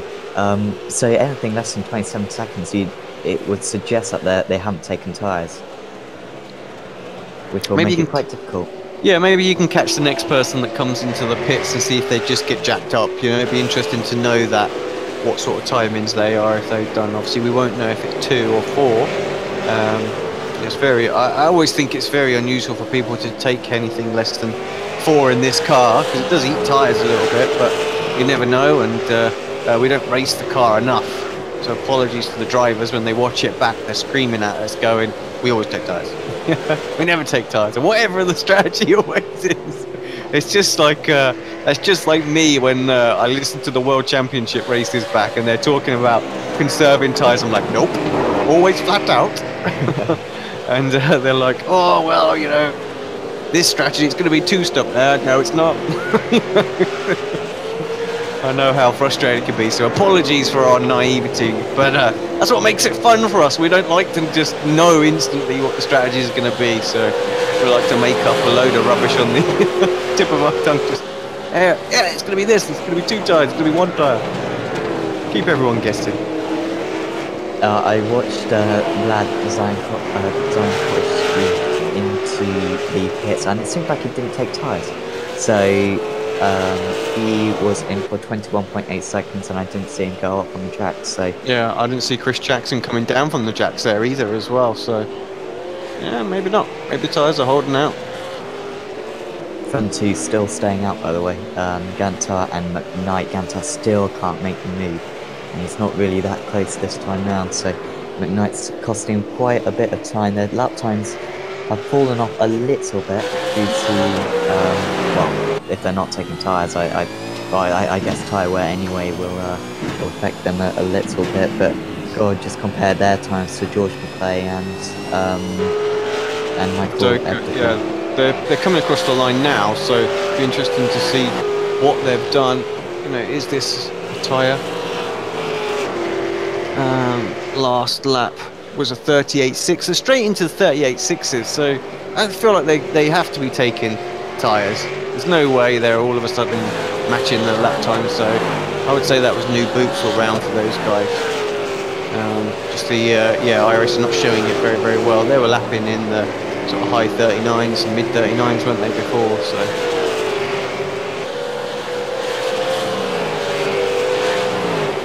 You know what'll be good, and this will put this debate to bed for a lot of the commentators when we get animated pit crew for all the road cars.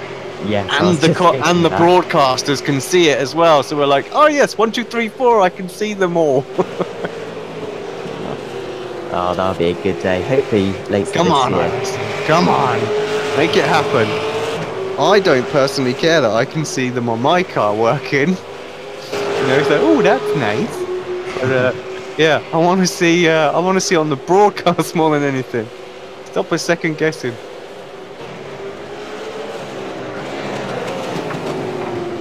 Brenton O'Brien up in 5th place. He hasn't pitted yet.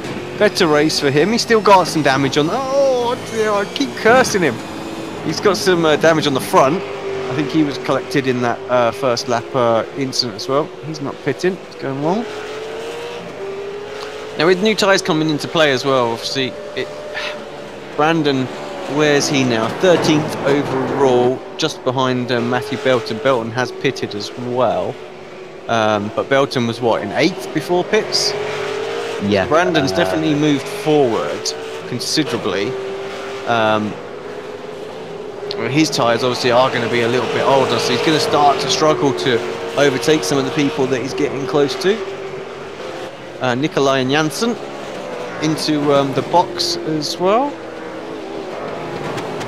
Dave for the Phantom 71, and we're seeing Brandon making a move on Belton into turn 1. They've got Klosterman behind him. Klosterman has had his second stop following what we now think might be a jump start penalty.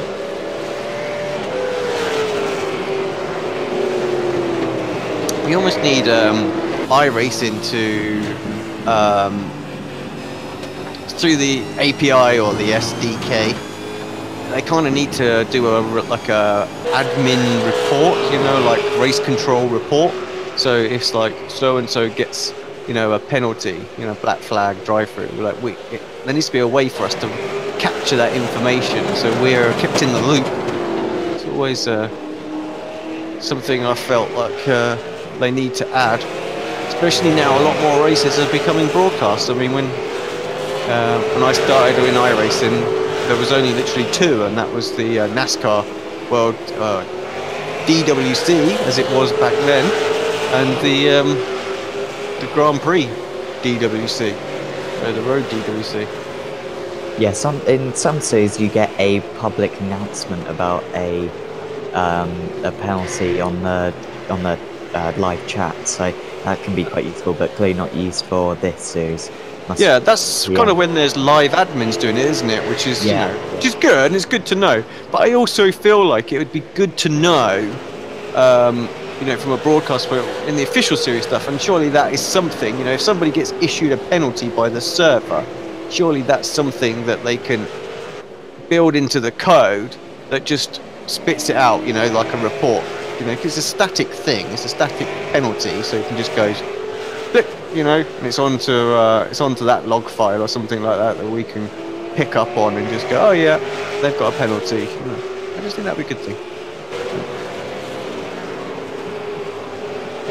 I always feel like iRacing, they do so much and they've got so much going. It's definitely the most broadcastable sim racing platform out there.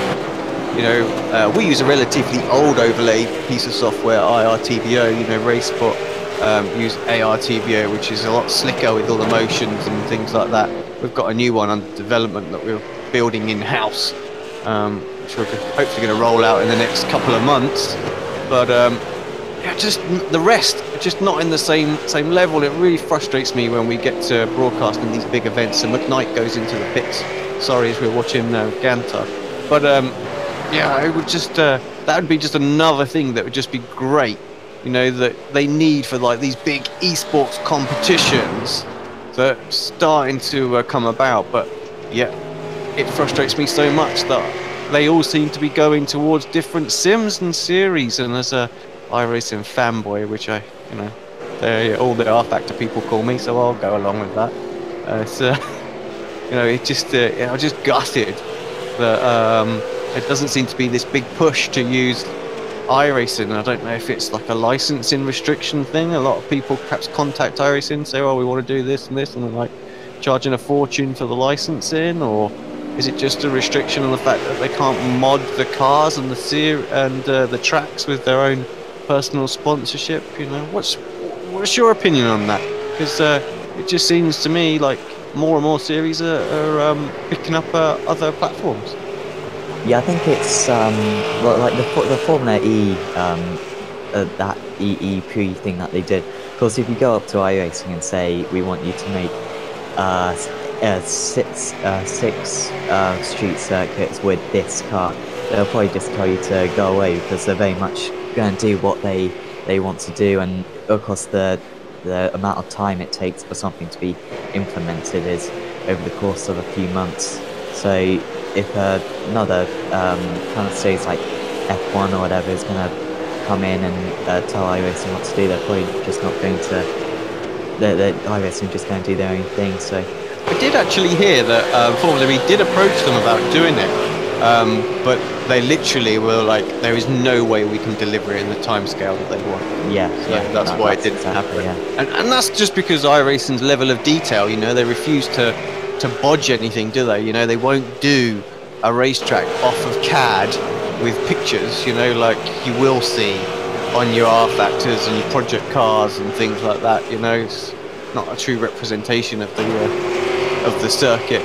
So, you know, I do love them for that, but I also loathe them for it as well, because I feel like I remember, maybe I think it was 3 years ago, they were like, yeah, we're thinking about adding a modding feature to iRacing so you can put your own cars and tracks on there.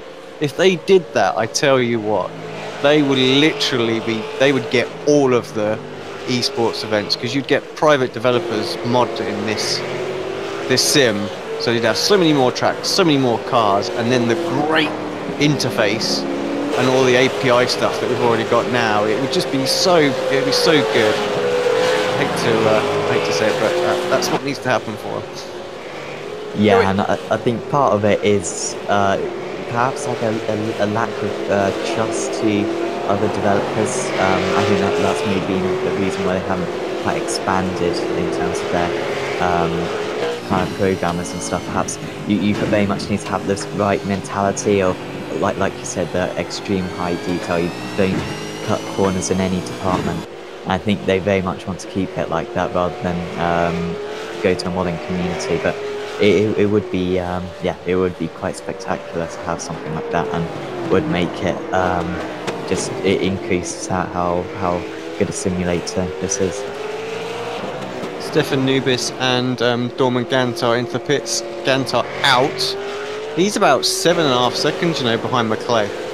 So that has made a huge difference, the pit stop window there. But he was in the pits for a lot less, so perhaps nailed it on the fuel. Fresh tyres now.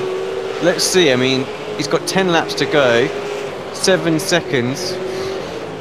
I mean, he needs what? He needs 0.7 of a second, then he per lap. I can't see that happening. Yeah, it's going to be difficult. The Jamie McKnight really lost badly in that kind of series. He lost 16 seconds to Gantar just in the pits, so I don't know quite what happened. Oh, 33.8 seconds. That's got to be a penalty on the way in. Latimore's ahead of him as well, and obviously maybe. Latimore had his damage. You have to feel that's where Brandon could have been, if he hadn't got collected a second time. Yeah, Brandon might even get involved by the end of the race, so he's about 7 seconds behind these lot. and of course super quick as he always is. He's not lapping, but if I'm going to be brutally honest, he's not lapping that quick, and that's because of the tyre situation, you know, because he pitted about 7 or 8 laps before everybody else. As soon as that window came open, he popped in. His car was obviously in a right state and needed to. He's going to salvage something out of this. You know, there's a top 10 on, but he's coming under the pressure from Klosterman behind now. Tony's on much fresher tyres than he is, so I feel at this point he might move forward. Like, he's quicker than Vlad ahead of him. Stefan just come out of the pits, so yeah, we'll have to wait and see what Stefan's going to do, but I guess on fresh tyres as well. So I think Brandon's kind of reached his point. You know, he might get 8th out of this one with 10 laps to go. I'd be amazed to see him in the top 5. Yeah, I don't think he's going to get that right. And of course, with the difficulty of overtaking that trip, you do need quite a pace advantage, and if you've got all the tyres, that just makes it so much harder, and especially going for braking manoeuvre, locking up the tyres on old tyres is so much easier, so it's going to be really difficult for him to get past Vlad, and he's 2 seconds behind, and he was 8 tenths fast on that lap, so he should catch up by the end of the race. But yeah, I don't fancy his chances of making the position. George McClay gradually closing in on Evdika, 1.5 seconds between the top 2 now. He's about 1/4 of a second a lap faster, so I think McClay might be able to challenge him by the end of the race, and Gantar's really started closing down. I'm interested to see what this lap time is going to be, because I think this is going to be an extremely fast lap time from Gantar, because he's really brought down the gap. And half a second faster than the 2 leaders. Might not be enough to make up the gap, but he's certainly giving it his all. Yeah, we said he needs 7 tenths, so just needs to pick it up. Come on, Dortmund, 2 more tenths. I'm in your ear right now as your pit crew or your crew chief. You know, it's like, that's good, but just push a little bit more. You know, and these guys are going to come back to you. And I have to say, if you're closing them at that sort of speed at the end of the race, fresher tyres has definitely got to give you an opportunity to get done.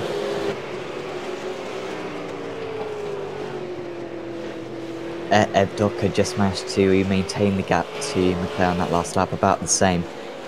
You know, the 4/100ths not really going to make an impact, but McClay closing in a little bit on this lap, I think, by about a 10th. But even if he does catch, you question how he's going to be able to make the move, because they are very evenly matched. A couple of bits that were mentioned on the chat. Sorry, I'm not sure if Mr. Robin HX is. I don't see a Robin on here, so I don't think he is racing. And just obviously some people just really getting involved in about or conversation about, you know, iRacing and whatnot, and was picked up on the fact that there was a big, you know, the last all the big major events they really seem to struggle with. So and it does put people off, I think. I know the Le Mans issues put a lot of people off, and to be honest, the Daytona 24 was a big deal for us, because we practiced really hard to get pole position in the GT3 overall, just to have all those issues and whatnot go off, and then you get people with 1600 I ratings just wrecking out people all over the place. You know, it just gets really frustrating. So definitely there's a lot of things they've got to get sorted out. What's this? Johnny Brandon on Vlad into turn 1, sends one up the inside. Thank you very much. And no real chance to defend. He needed to do that. Tony was still there. Nikolai, he's around on the main straight. What's happened there? Well, I think. Oh wow, yeah. Again, really long way. I'll have a look. He's a little wide coming through the final. Who was that on the outside? Is this going to be 3 wide? That was. Who was that with? Matthew Belton. Yeah, I was about to say, it looks like it's Matthew. Yeah, Matthew managed to continue. How did that? Aye, so what See if we can happens, get I that. think, is O'Brien taps the back of Belton. Belton had a couple of moments, didn't he? Got all twitchy. Yeah. You know what? That was a tiny little bit of lag hit there from Brenton, obviously the Aussie net code. And Belton's from Australia as well. We're on a Euro server, so that ping is about 600-700. So even though Brenton was nowhere near, it was enough to nudge Belton into... who were they fighting with? I've lost it. Belton's had another spin, so I think he might have a bit of damage.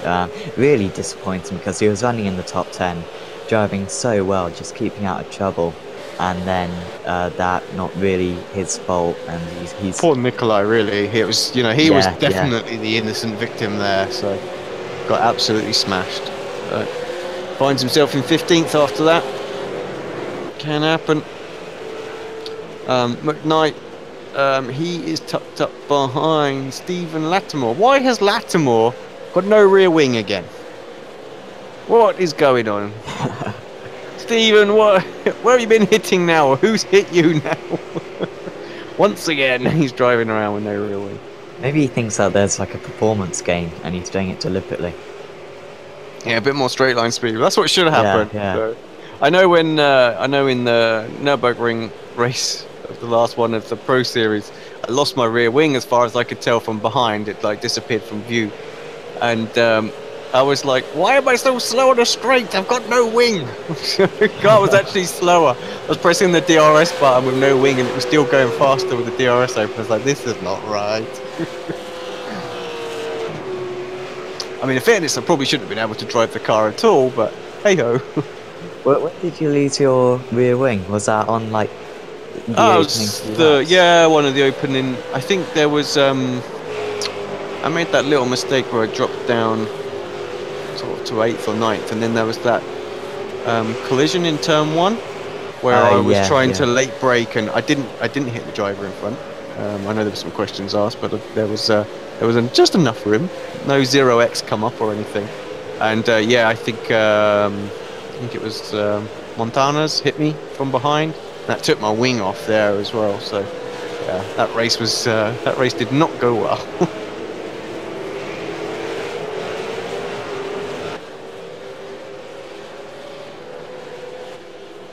Right, 1.2 seconds at the front, 5.5 back is Dorman.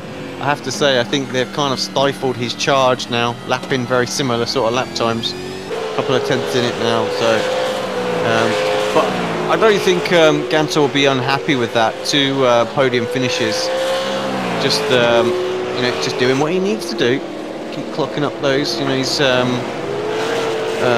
obviously beat McClay in the last race. He's going to beat Brandon this one, so the guys are going to sort of trip over. He's probably going to come out of this. Well, if Doka's going to come out with the overall win for the as far as the points goes, if he continues for the next 6 laps, of course.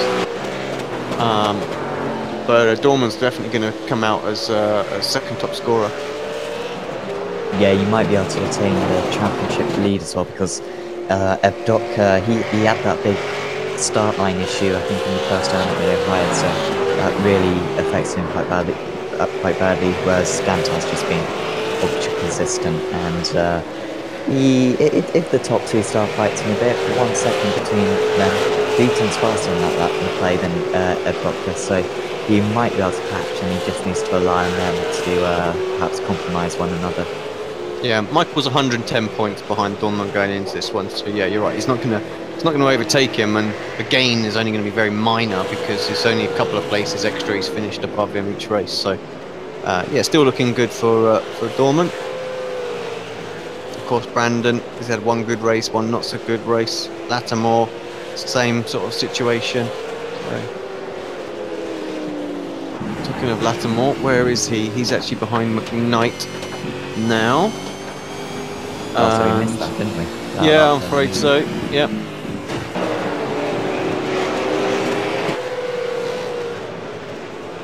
Klosterman also got past Vlad. We missed that. Doing well today. Still on the tail of Brandon.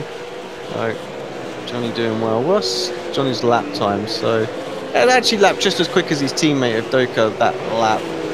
Clay 2 tenths quicker than him, 3 tenths quicker than him, so good mixture. These guys are 2.8 seconds behind Nubis, so, and they're lapping 7 tenths faster, so they might get to Stefan. What have we got? 4 laps left. It's going to be close. Nubis not too far behind Lattimore. See Lattimore with the damage. Lap times have dropped off a little bit. Yeah, we'll see how much time they can take up this time. So Lattimore 40.6, Nubis 39.8, Brandon 39.5, and Klusman 39.4. So I don't think they're going to quite catch up to Nubis in time, but Lattimore might be caught by Nubis. I'm not quite sure, but still 2 seconds, and I think he may have been overtaken on that last lap, Lattimore, so that may not be representative. Oh, McClay's down to 7 tenths. So I think Evdoka's made an error on this lap because he was faster on the previous lap, but McClay's down to just 8 tenths behind, and yeah, going to have a chance at the win. Wonder what they're going to do. Obviously, teammates. There's always a bit of an unwritten rule, you know, with the teammates that you don't push too hard on when you get the run. But I know for myself and Michael Dinkle in the Pro Series, we kind of had the rule was like if we get an opportunity, we'll go through, you know, but only we won't risk anything else, you know, we won't do any kind of risky moves. If someone basically slips up or makes a mistake, that's kind of like they expect to have them come up the inside.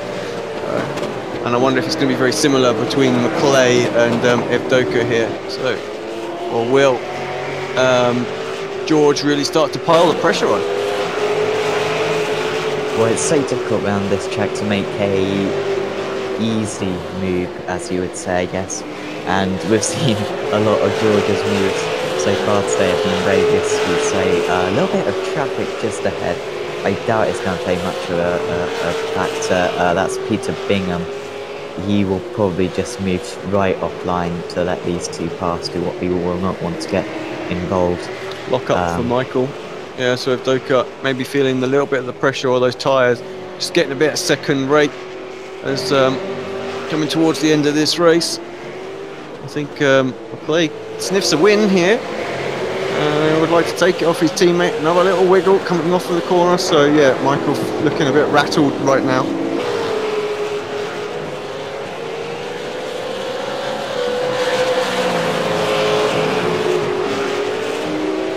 Yeah, McClay's not really having a look. It's so difficult to tell whether or not he's going to try to make the move. I'm not sure if he even knows whether or not he's going to properly go for it, but he's he's staying tight, trying to line it up for turn 1, but he's going to be far too far back, I think, unless Michael makes an error on the exit. And they've got a bit of traffic up the road, but I don't think they're going to quite catch it up in time, so it should just be a straight fight from here. What, two more laps to go now? 2 laps to go, so not long, just a couple of minutes really, this circuit, and we'll be over and done with. Dorman is still closing in on these guys, but not enough. Mind you, if they do have a little battle, if they do have a bit of a side to side, he'll be on them, so you know they can't. Oh, who's that? Off to the left, someone. Oh, that's Belton again. Belton, yeah. I think he's got damage, quite a bit of damage, so he's just limping home. Ooh, that was close. Ganta just sliding past, nearly made contact, but yeah, I think Belton might just return to the pits now. Still ahead of Ronald. No, he's pretty much at the back now in terms of everyone on the loop, or still racing out there right now. Yeah, bringing in, get out of the way, call it a day. Not going to get any worse at this point. That's a shame, really. He was doing so well in this race, up in 8th place.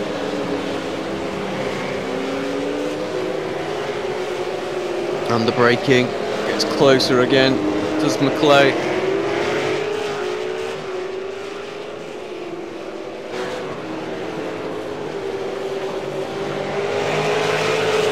George needs to nail this exit this time, and I have to say his teammate's done exactly the same. You can tell by the little timing indicator, it's not coming down at all on the exit. In fact, it's going up, and only now does it start to come down. Halfway down the straight does the slipstream kick in.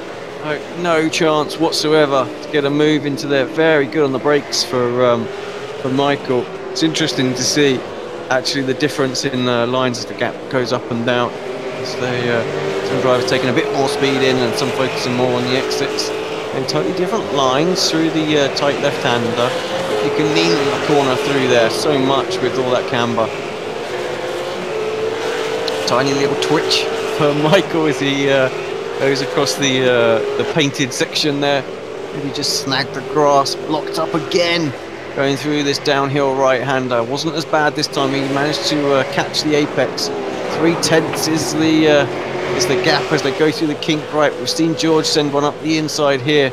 It's not going to do. He's going to surprise his teammate there though. Maybe they're talking to each other now, and he's kind of said, you take it. I don't know. No mistake. Good drive off the corner for Evdoka. Just the Audi chicane to do then. Important not to lock the brakes there.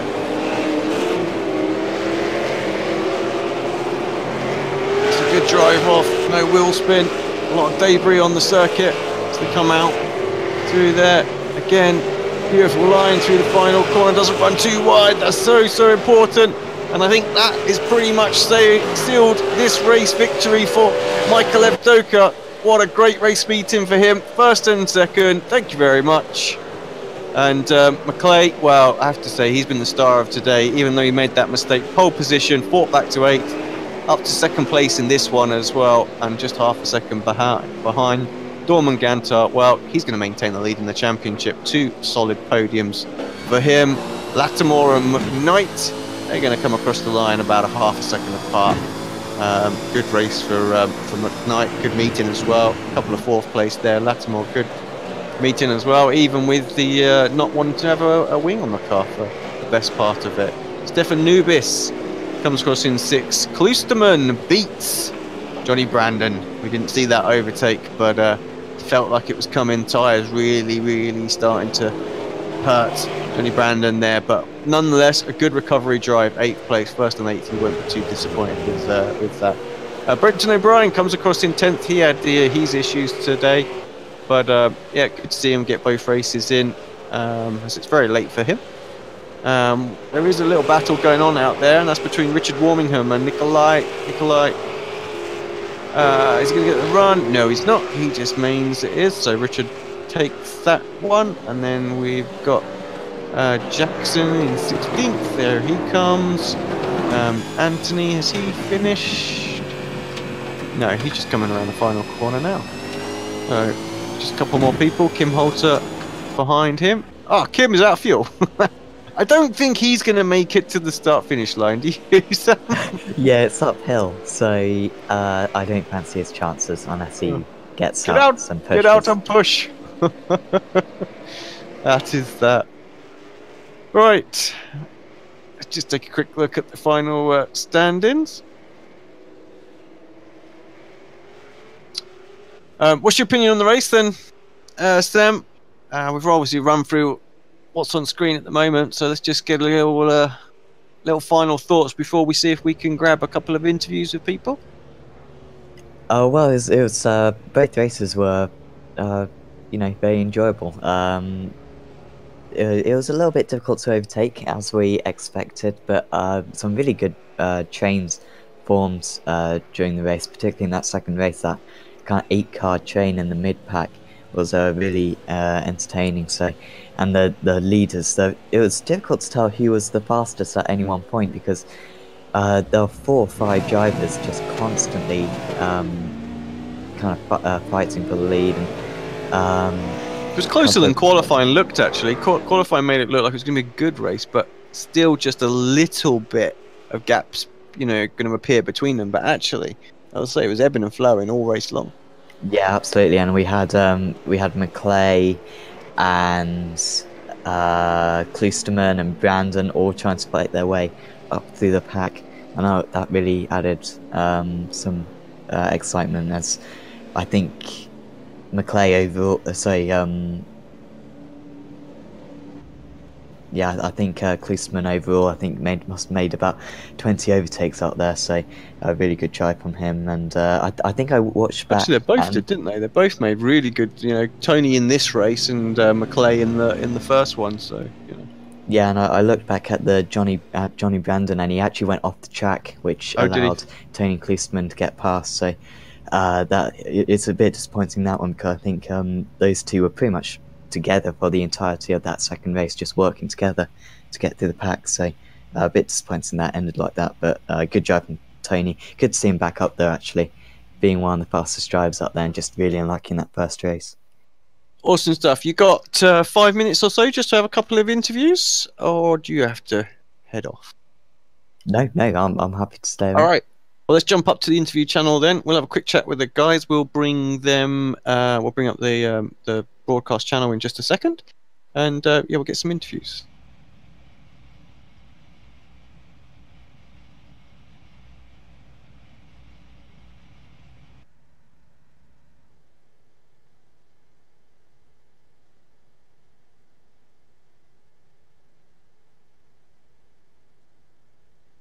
And we all jump into the interview channel. We're joined first up with Tony Klusman. Tony, well, I want to say that was a good race, but I feel like it's a bit of a meh meeting for you, because you were going so strong in that first race, looking good, really starting to put a little bit of pressure on for perhaps the win, and then the sim crashed, which is not ideal. But the second race, you were kind of flying through. You come across Johnny, you couldn't really get by Johnny. I felt like your pace was good enough maybe for a top 5 in that second race. Yeah, it was an adventure today. The first race, obviously, it looked good. Solid second place anyways. And then in the second race, I got a jump start. So it was jump start. Yeah, so stop and go, and then fight my way through the field, and it was fun. And chasing Johnny was a hell of a lot of fun. We were matching lap times, I think, pretty much every time, and then he just lost a little bit going over the brow there, and I had my opportunity. So, anyways, all in all, starting from last place, finishing 7th, I'm pretty happy. Good stuff. I have to say, I could see you creeping on the start. And I was my camera was from the other end of the straight, so I'm not surprised the race officials caught you. You can't get away with it all the time. No, not at all. Where's my mouse gone? Just trying to think, where are we at next? We are Lime Rock. Ooh, interesting one for the Super Sprints again. How are you looking forward to that one? Well, Lime Rock's tight, twisty, and 3 short races, so it'll be interesting, especially when the grids are reversed for the second and third race. So get my points in the first one, see what happens after that. Yeah, it's kind of very similar sort of circuit to what we've had today. It's difficult to overtake. It's going to be, those sprint races are going to be interesting, to say the least. Yeah, somebody really has to make a mistake at Lime Rock for you to get by them. There's really only a couple of passing opportunities. So, anyways, we'll see. It'll be fun. Cool. Well, thanks, mate. Anyone you're going to give a shout out to before we let you go? Our team, Simability and Never Quit Racing. Shout out to Clyde, who's out in Florida this week on holidays. I'm sure he'll... Awesome stuff. All right. Well, thanks very much, mate. Sorry, didn't mean to cut you off there. Just a bit jealous of where he's at right now. Take care, guys. Cheers, mate. Sam, I believe you're with Chris Jackson. Yeah. Hi, Chris. We didn't see you out there that much, but midway through that second race, there seemed to be quite a large train of cars. I believe you're in the middle of that. How's it racing out there? I had some equipment issues. I think my ground wire on my pedals was going. It was clicking 100% brake, and locked it up in a few spots. So pushed me back, made an error. I was back in the pack, but it was a lot of fun working with or fighting with Kim, as well as for a period there with Brenton. So unfortunate series of events, but just put my head down and tried to deal with it. Seemed to get the issue resolved. Started acting up near the end again, but it happens, right? Yeah, it was definitely a good recovery in the end. Looking forward to Lime Rock next week. We heard from Tony how he's looking forward to the format, but is that a strong circuit for you? Not really. I'll be just trying to maybe get a top 10 there, but like Tony said, hopefully I can qualify in the top 10 and just put in clean laps. Yeah, absolutely. That's going to be the key. Any shout outs you'd like? First off, have to give a shout out to the wife for letting me jump on here, and then Simability, Never Quit Racing, Tony Klusterman and our team, and you guys for doing a good job. So cheers. The wife effect, the wife acceptance factor, so important. Always get that little thank you in there. That'll help. Right, thanks, Chris. Last up, we've got Pete Bingham. Pete, how you doing? Hey guys, you okay? Yeah, good, mate. Just tell us about your meeting. I mean, unfortunately, you were a lap down in that one. Yeah, I'm here to represent the people at the back of the field, and I'm living proof of what happens when you don't practice enough. A bit like that, was it? I mean, is it a track that you know that you thought, yeah, I know Zandvoort, all right, I need to put a few laps in this week, or is it a case of, damn, I don't know this place a lot, and I've got too much on my plate right now? I've never driven it before Tuesday of this week. I did a little bit of practice. It's surprisingly technical. It doesn't last long, one lap. And you're completely occupied for the entire thing. I think I scared a few people on the way around. Chris, who is still here, had the most amazing save on that downhill right-hander. I have no idea. It scared the hell out of me, so I went off into the gravel. So I'm blaming you for that, Chris. Is that all right? All good. I don't know how I saved it either. It was really funny. But yeah, he kept it on track. I was just terrible today. But it was still fun. And like I said last time, as long as it's still fun, keep racing. Yeah, well, that's the most important thing, isn't it? You know. So once it sort of dries up, how did the rest of the Phantom 71 guys do today? Dave came 11th, and Jose came 12th. Everybody else is in various places around the planet, I think. JP was organising today as part of the admin team. Nice. My wife Nat has been watching. She is also PenPower, who do writing for Wellbeing, and are our league sponsors, so a big shout out for that. And a lot of appreciation for that. Cool. Yeah, no, definitely. So, good it's a lot of wife shout outs, isn't it? Yeah, well, this is what I was about to say, Where's Tony? Should we bring Tony back? Tony, you got a wife you want to thank as well? Let's get it done. He's like that. He's gone. Clearly, just a bit of a rogue husband there, or he's like, no, I don't care.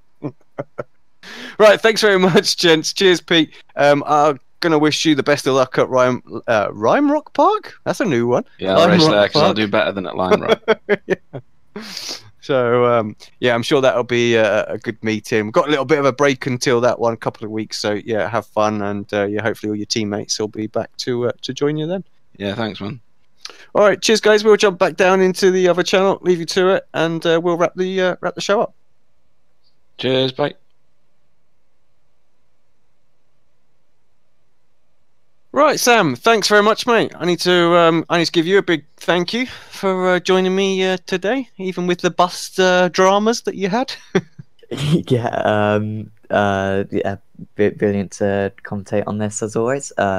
Two races, well, 2.5 races I guess I've done now, and yeah, really enjoyable series, and looking good for the title, because you never really know who's going to win each race. And whilst Gantai is looking good right now, I'm sure there's plenty of others who can take the challenge to him. So, looking forward to it.